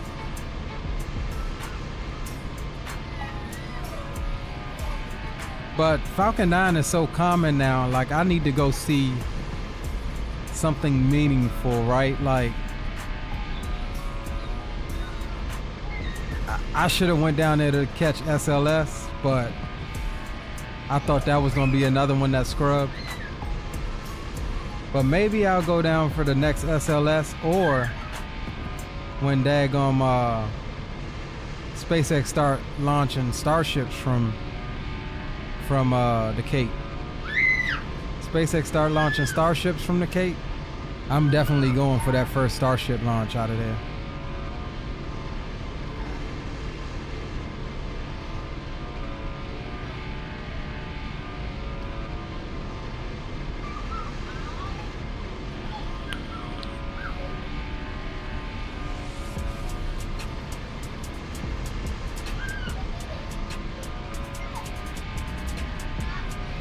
We got us a little shortcut across the little piece of the Gulf here. We'll be passing Corpus Christi here in a little bit.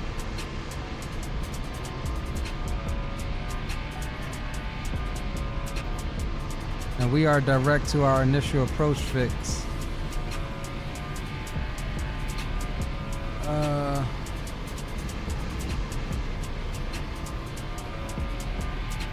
So let's start getting set up for that now.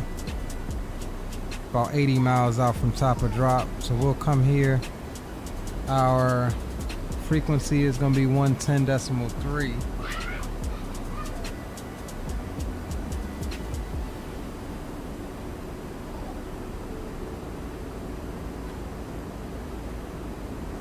Hold on, I got to do it from here. All right, 110.3 on a course of 132.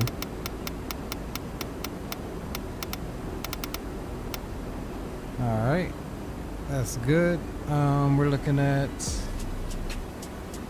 269 for our minimums.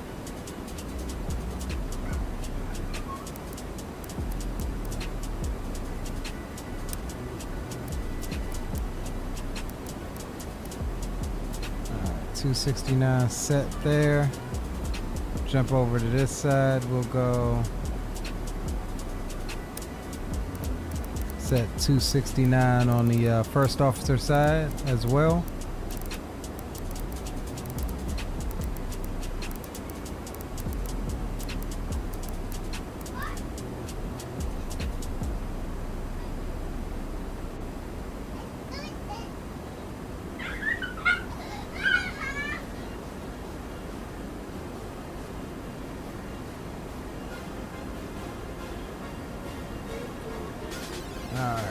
So that's looking good. Had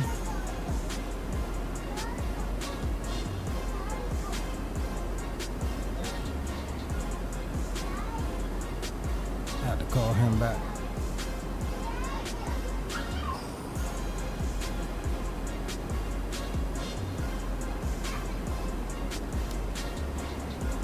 There we go, 74 miles out. We'll set 1900 here.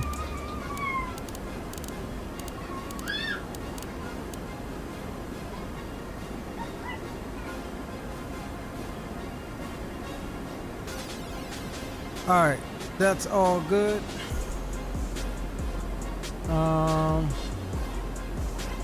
Let's minimize that.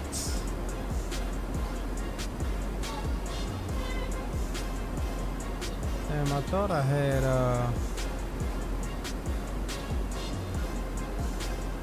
to go back to my sim brief right quick.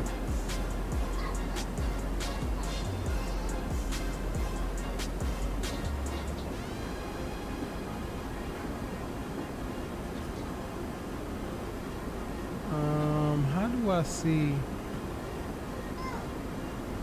Here we go.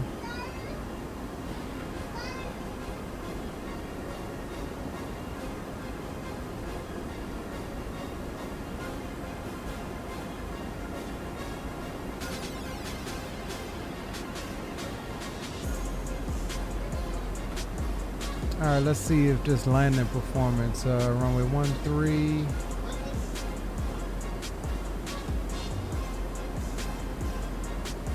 Left 30. Reverser, yes. 5. 2974.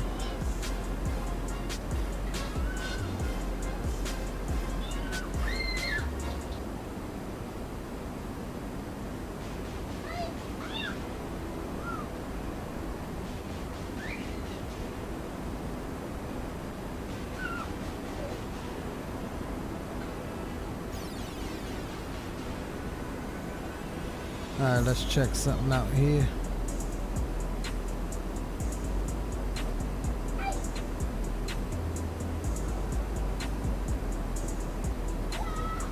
Alright, so it's estimated 163. Alright, let's see.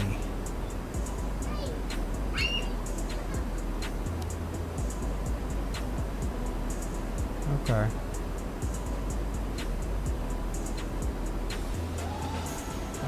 So we're looking at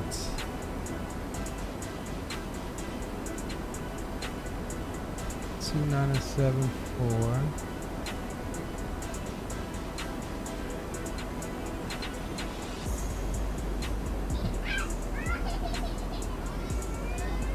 Hold on.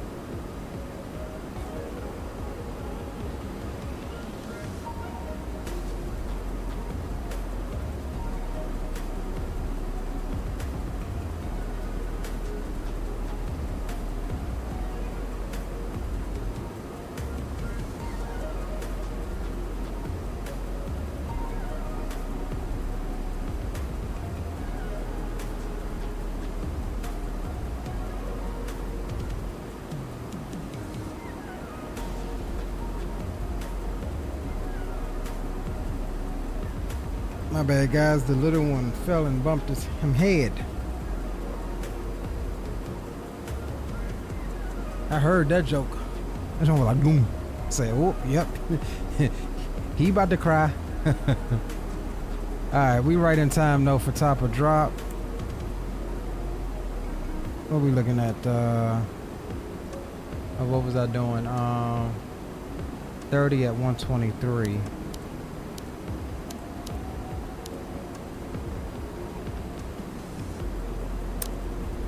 Alright, we'll pop that in. And what is it calling? Did it say what it... Dang. Did it say auto brake setting?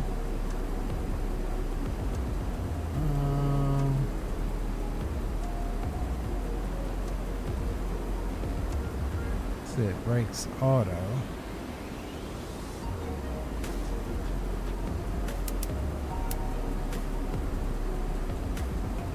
Two.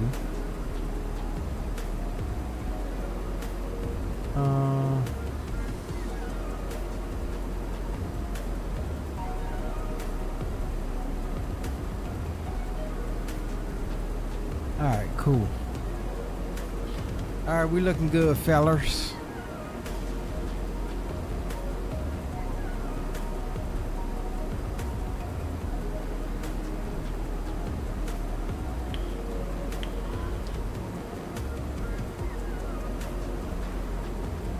And let's grab the CTAF for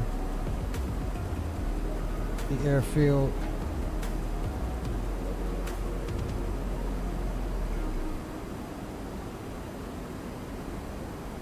.9.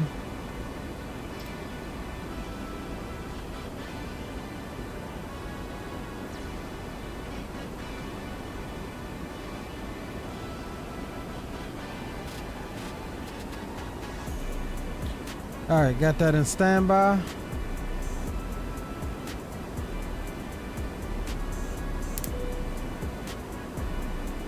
And let's grab the airport elevation where we're landing at. 22 feet.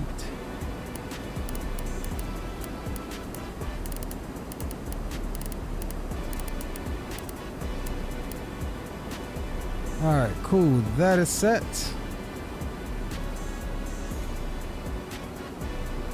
All right, y'all. It looks like we are pretty much set for our descent here.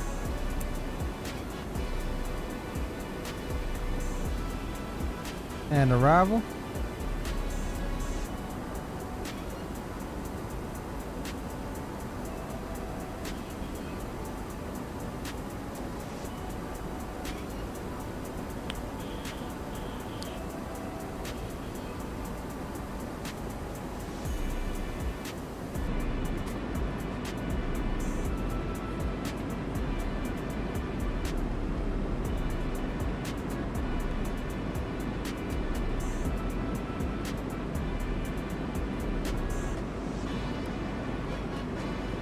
So right now we got the second string set up for 12:45.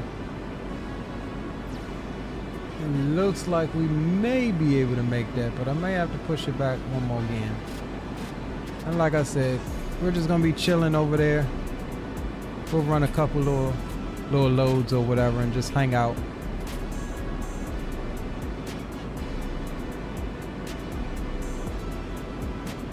Feel free to tune in.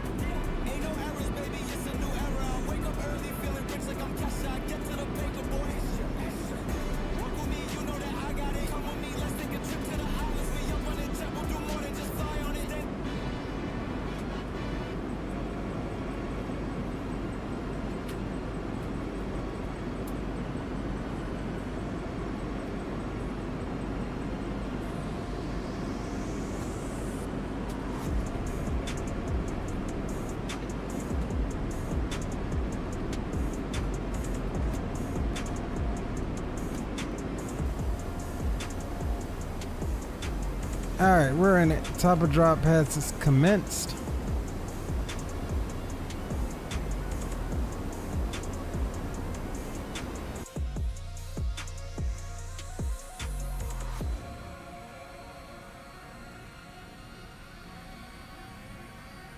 We looking golden.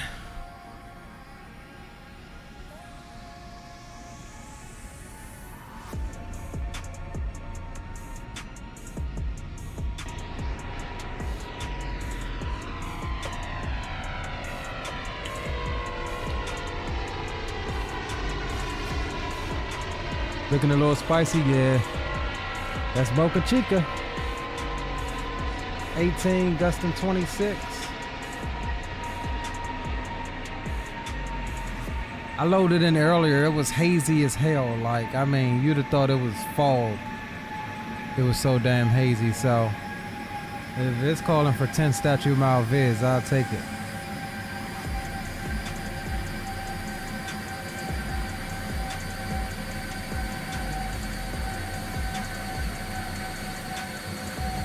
I will take it.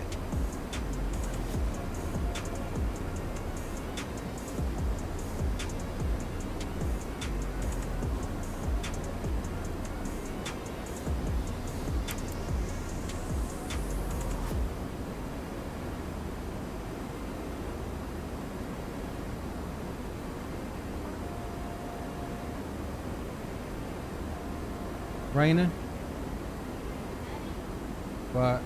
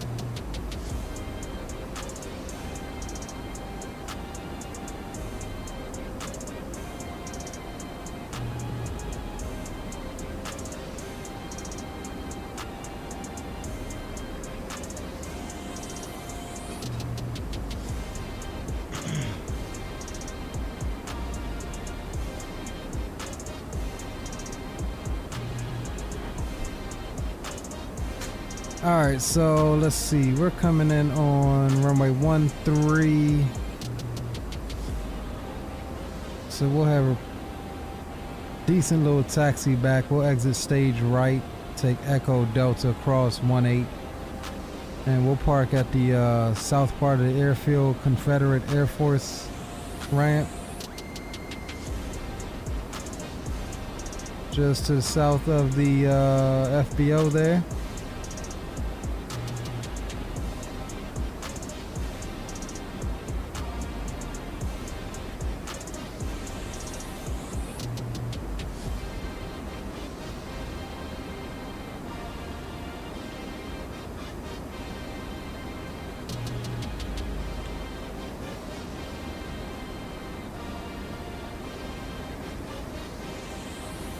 We looking good otherwise. It's been pretty uneventful. We'll definitely try replay, but I think that's where we're gonna get our X-plane crash at. We'll try it out and see if it lets us get one in.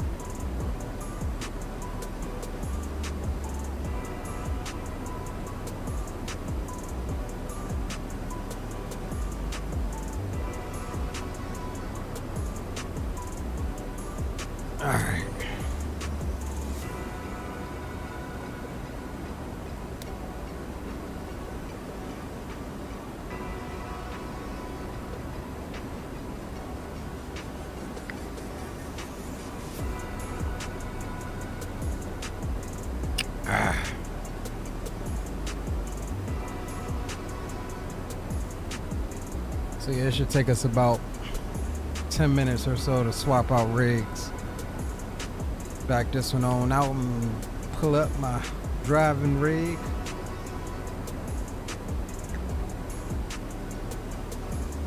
Then we'll go into some ATS for a little bit.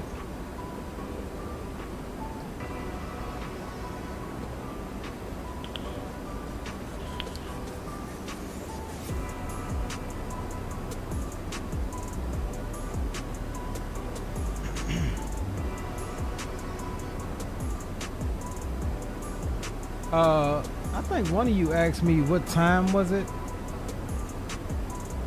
What time was it tomorrow to launch? I think the window opens up at like 7 a.m. Eastern. Or that could be Central. I'm not sure which one. But roughly around 7.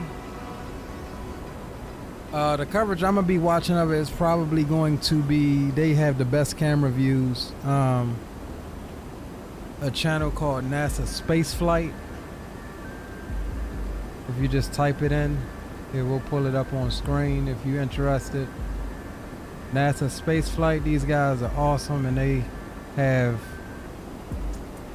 awesome cameras all over Cape Canaveral and all over Boca Chica, 4K quality, and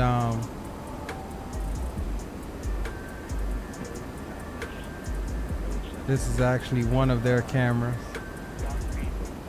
But this is the replay. Now this camera here is sitting on top of the VAB out at the Cape.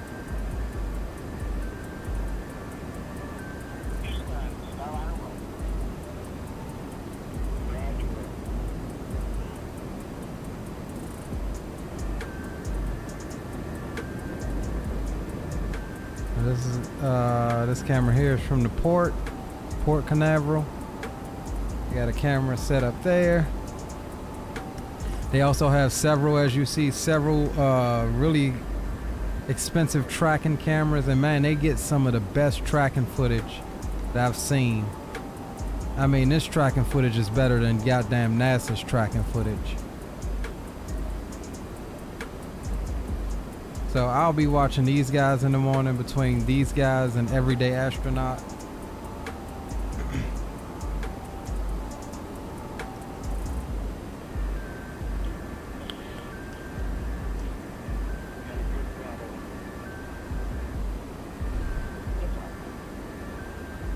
I think everything else is pretty much what we already saw. Like, look at this tracking footage. Oh no, this is NASA's footage here. Credit NASA.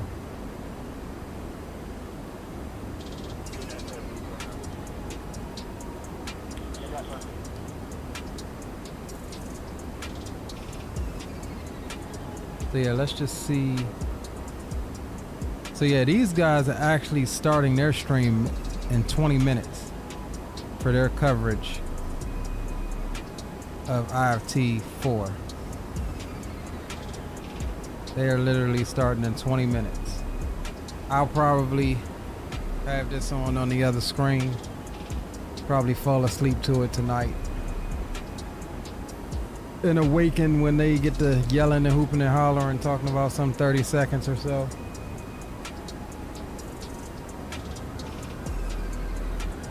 Okay, roger that, Rocky.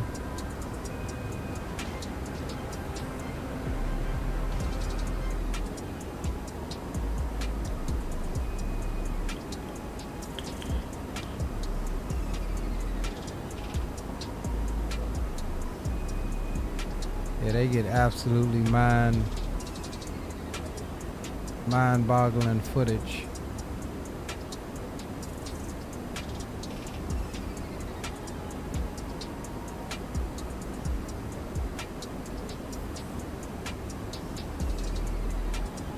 And these are all of the previous prototypes that led to this. Just look at the sound waves. You can actually see the sound waves.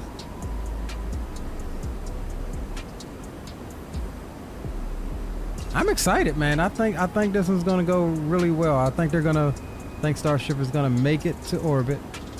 or at least a suborbital trajectory. And I think it's going to survive re-entry this time, provided that they secured all of those heat tiles.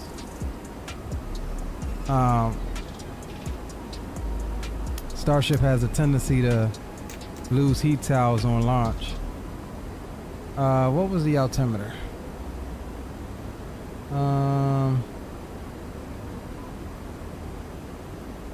2974.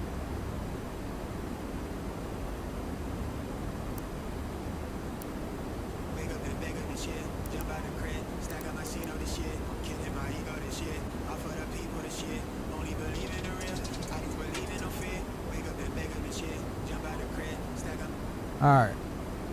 Boom boom room can go bye-bye.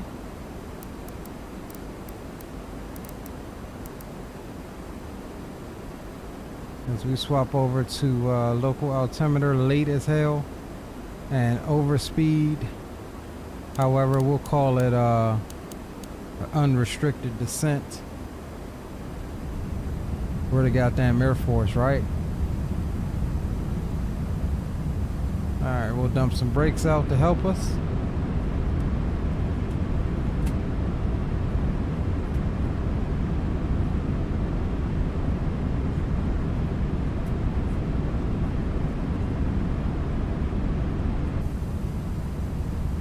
Alright, over to CTAF we go. And let's get our ND zoomed in here. 32 miles. Brownsville was traffic and 155 acres tomorrow.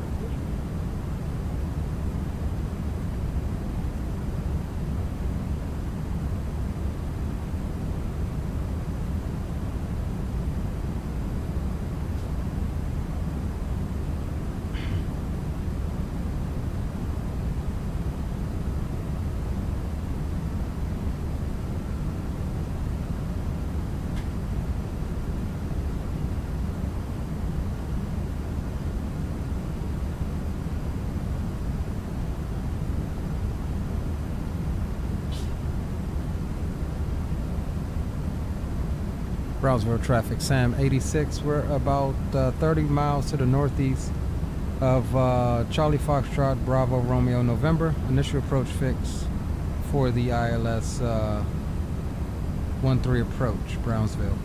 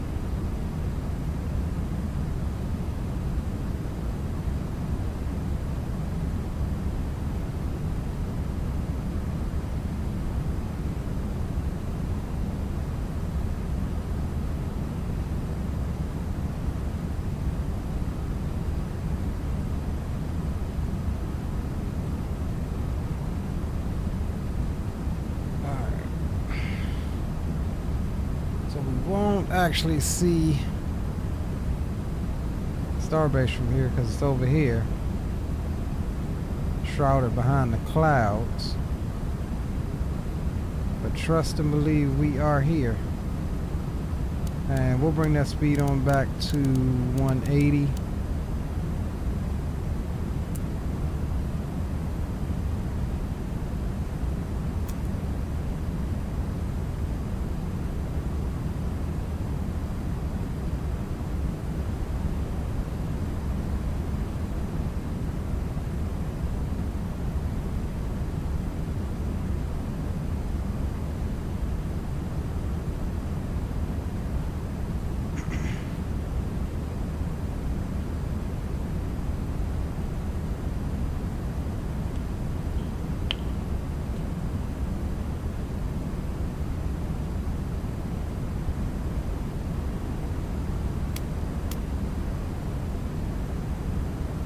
Alright, looking good, looking good.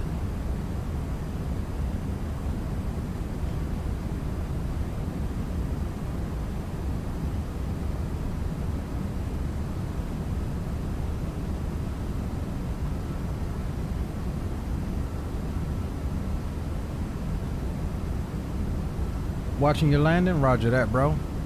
How was the winds?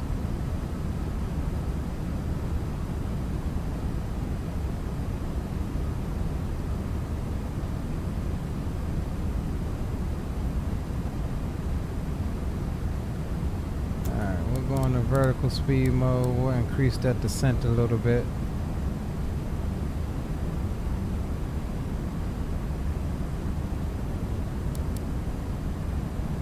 Just to make sure we get 1900.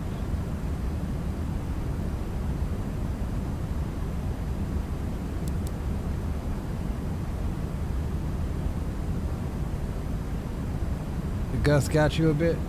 Roger that.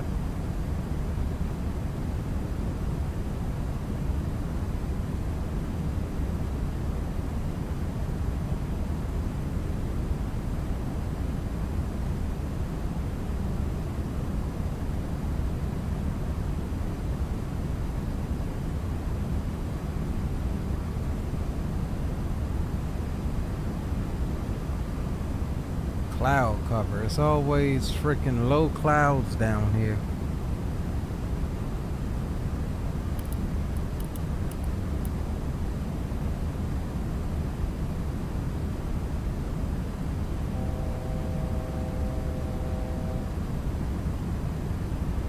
Alright, let's get out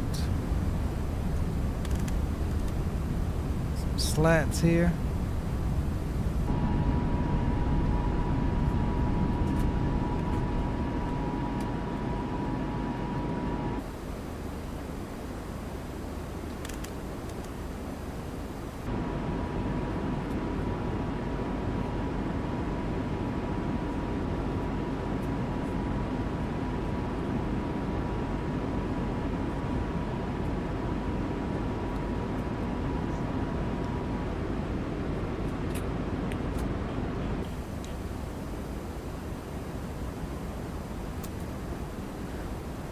Alright, we arm the approach. Getting ready to turn final here.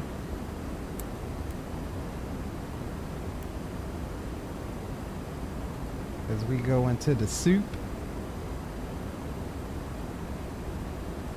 Brownsville traffic, Sam 86 left base for the ILS-13 approach. Brownsville.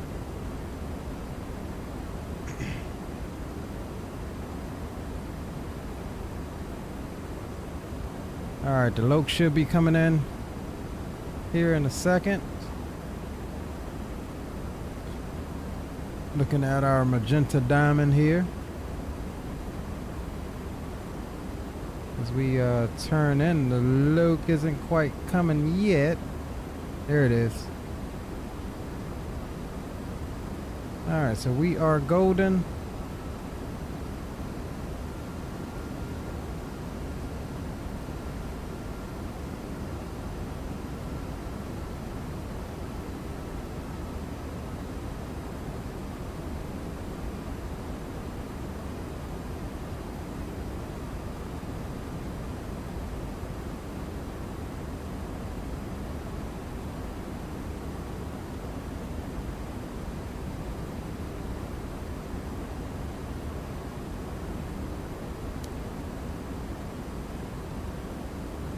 Brownsville traffic, Sam 86, 10 mile final, ILS 13, Brownsville.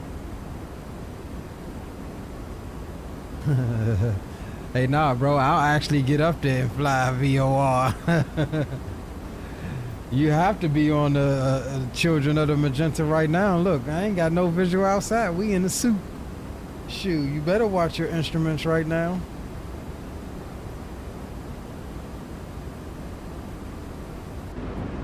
We is in the soupy soup. Campbell's. You hear me?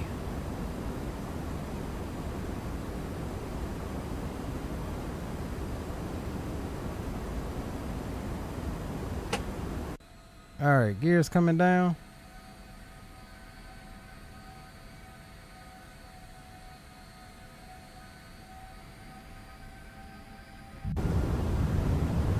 And here comes the glide, and we'll start backing that speed off.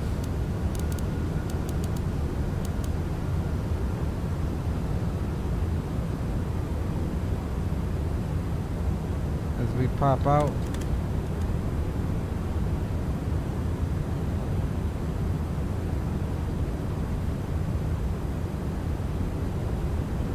Starbase is over there.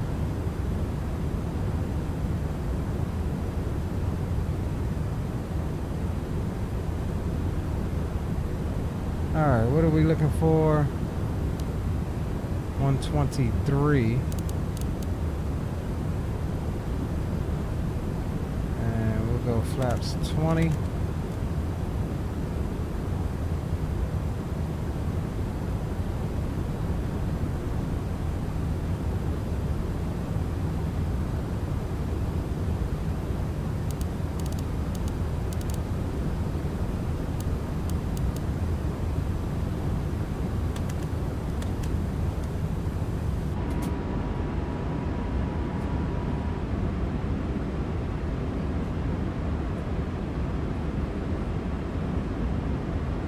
Breakout was nice, yeah.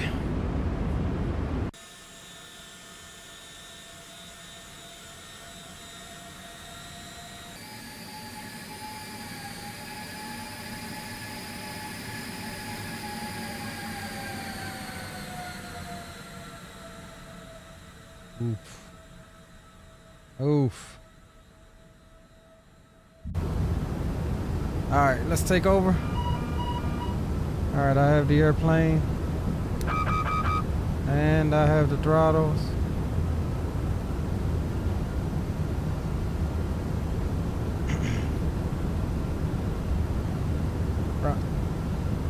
Brownsville traffic, Sam 86, short final, ILS 13, Brownsville. All right, we are high. It's all right, nothing the 7.5 can't handle.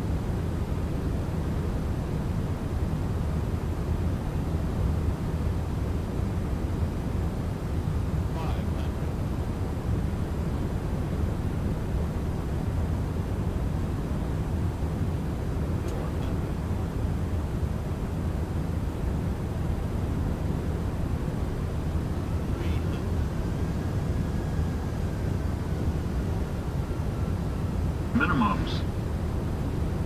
Alright, we're gonna continue even though we're high.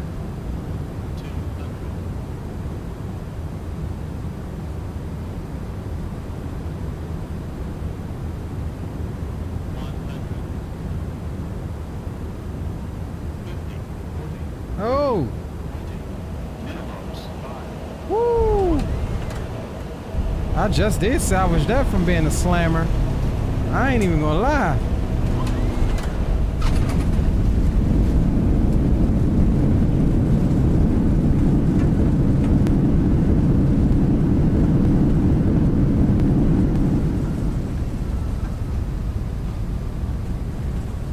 Ladies and gentlemen, welcome to Brownsville, the home of SpaceX and Starbase.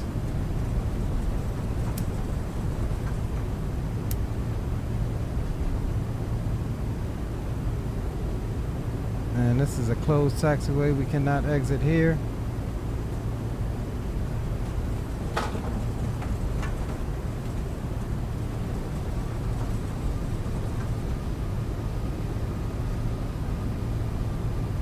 Take her all the way to the end here. Buck her right. And we'll take her on down to the secluded ramp here.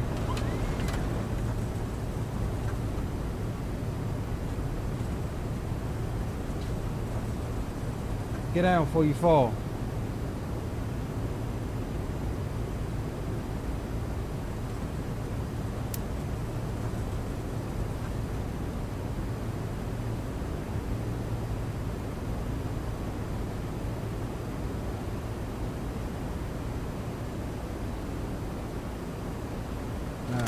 Flaps can come up.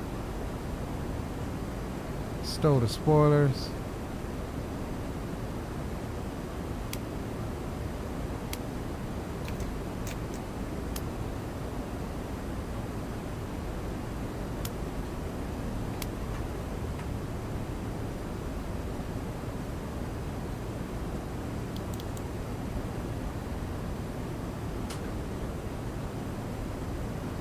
Alright guys, welcome indeed. We'll taxi over here to our area.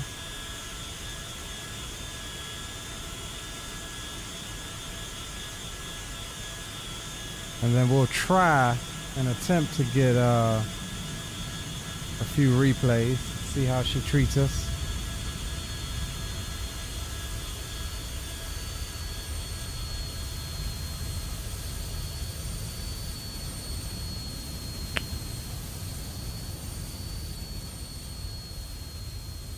God, the 7.5 is so sexy, man. I love this plane. It still may be one of my all-time favorites.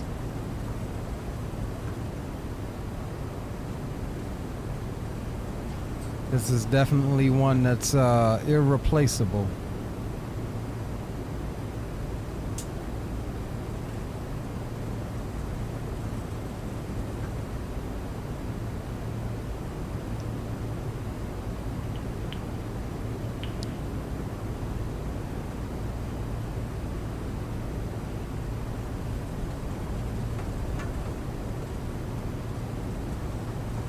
I had to get my tiller working for this bird though. That's what I must do.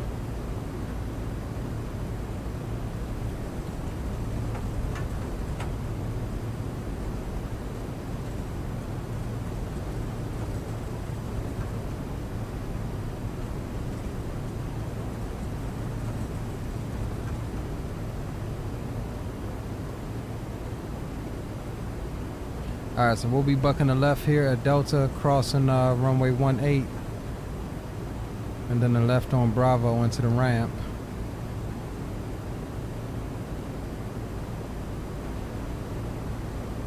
We are clear to the right.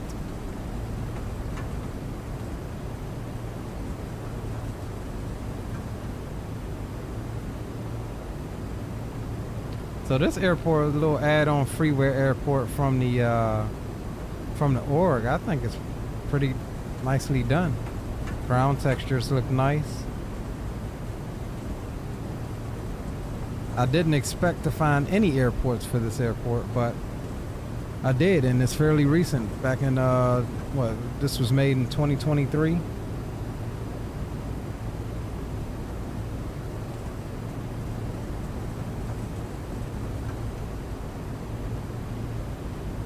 Oh yeah, we'll be right on time. We'll end this and then swap our stuff out and hop over to some ATS. Start the second stream.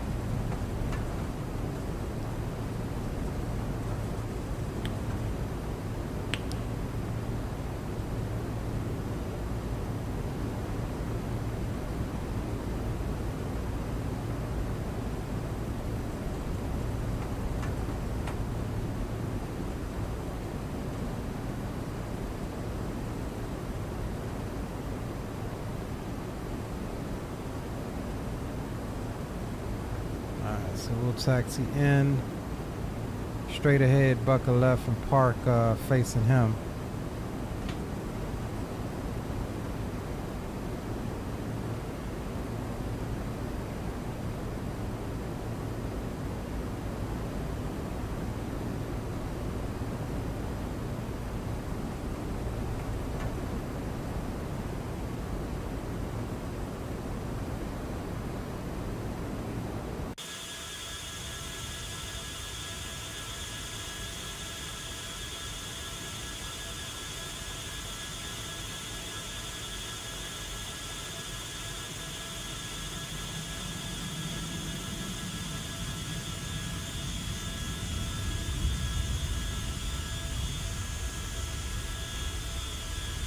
sexy old bird, you.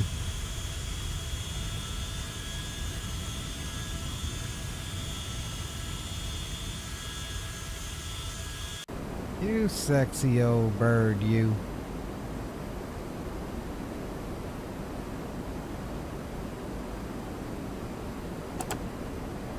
Alright, parking brakes on, APU is on, generator is on, bleed is on. We'll come down.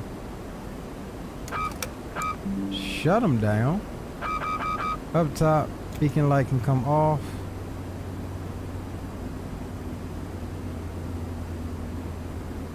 We'll go GPU.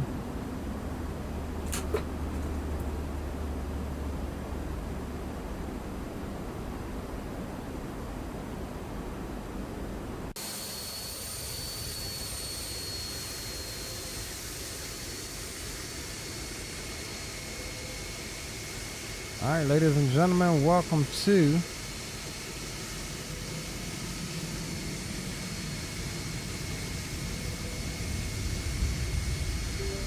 Brownsville and Boca Chica.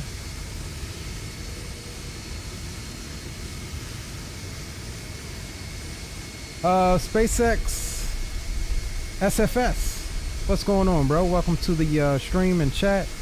Yes, I will be watching IFT4 in the morning.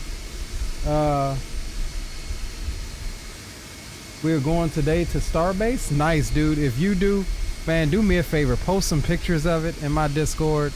You can type !Discord in chat for that link, or you can just go into the description of this stream here, and you'll get the link to my Discord. Man, send some video, bro. Send some videos, send some pictures, whatever you can get of what you got going on, man. If you going down there tomorrow, please do enjoy it for me.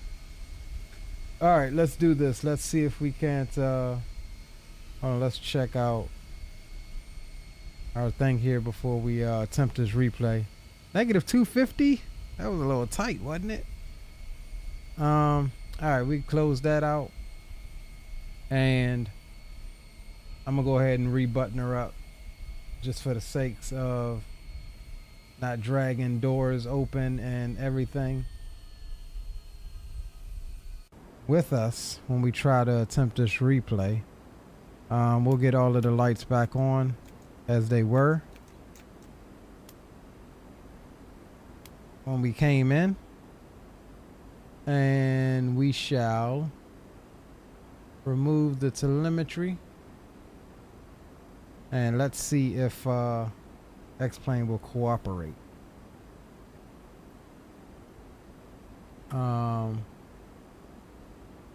Before we do, we'll get some tunes on, and let's see if this will work. We are disconnected from VATSIM. Nope, I think she's fixing the crash. I tried to drag her just a little bit. Goddamn X-Plane will not let me do a replay. I'm gonna leave her be for a second and see what happens.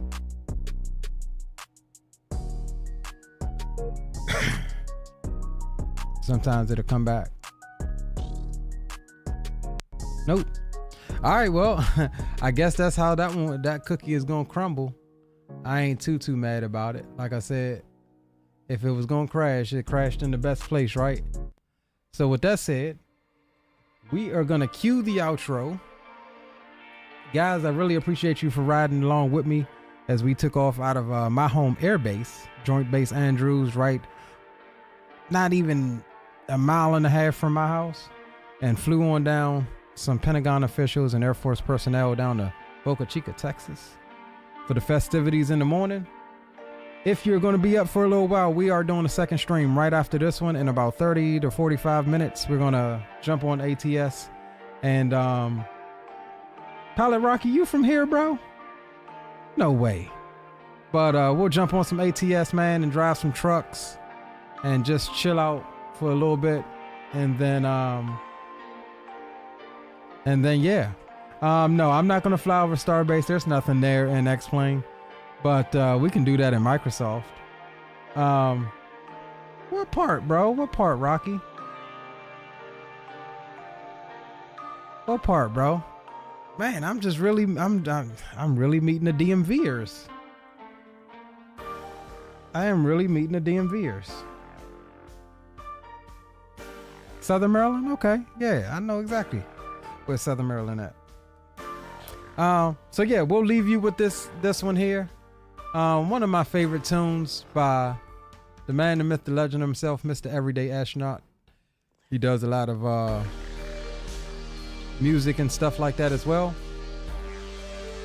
to provide for us content creators without having to worry about copyrights.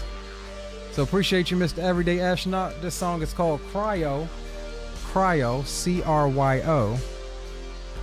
And guys, I will see you in a few moments. We're going to get changed out to do some trucking. And definitely look out for that stream. It'll be going up at 12:45 Eastern here in a few moments.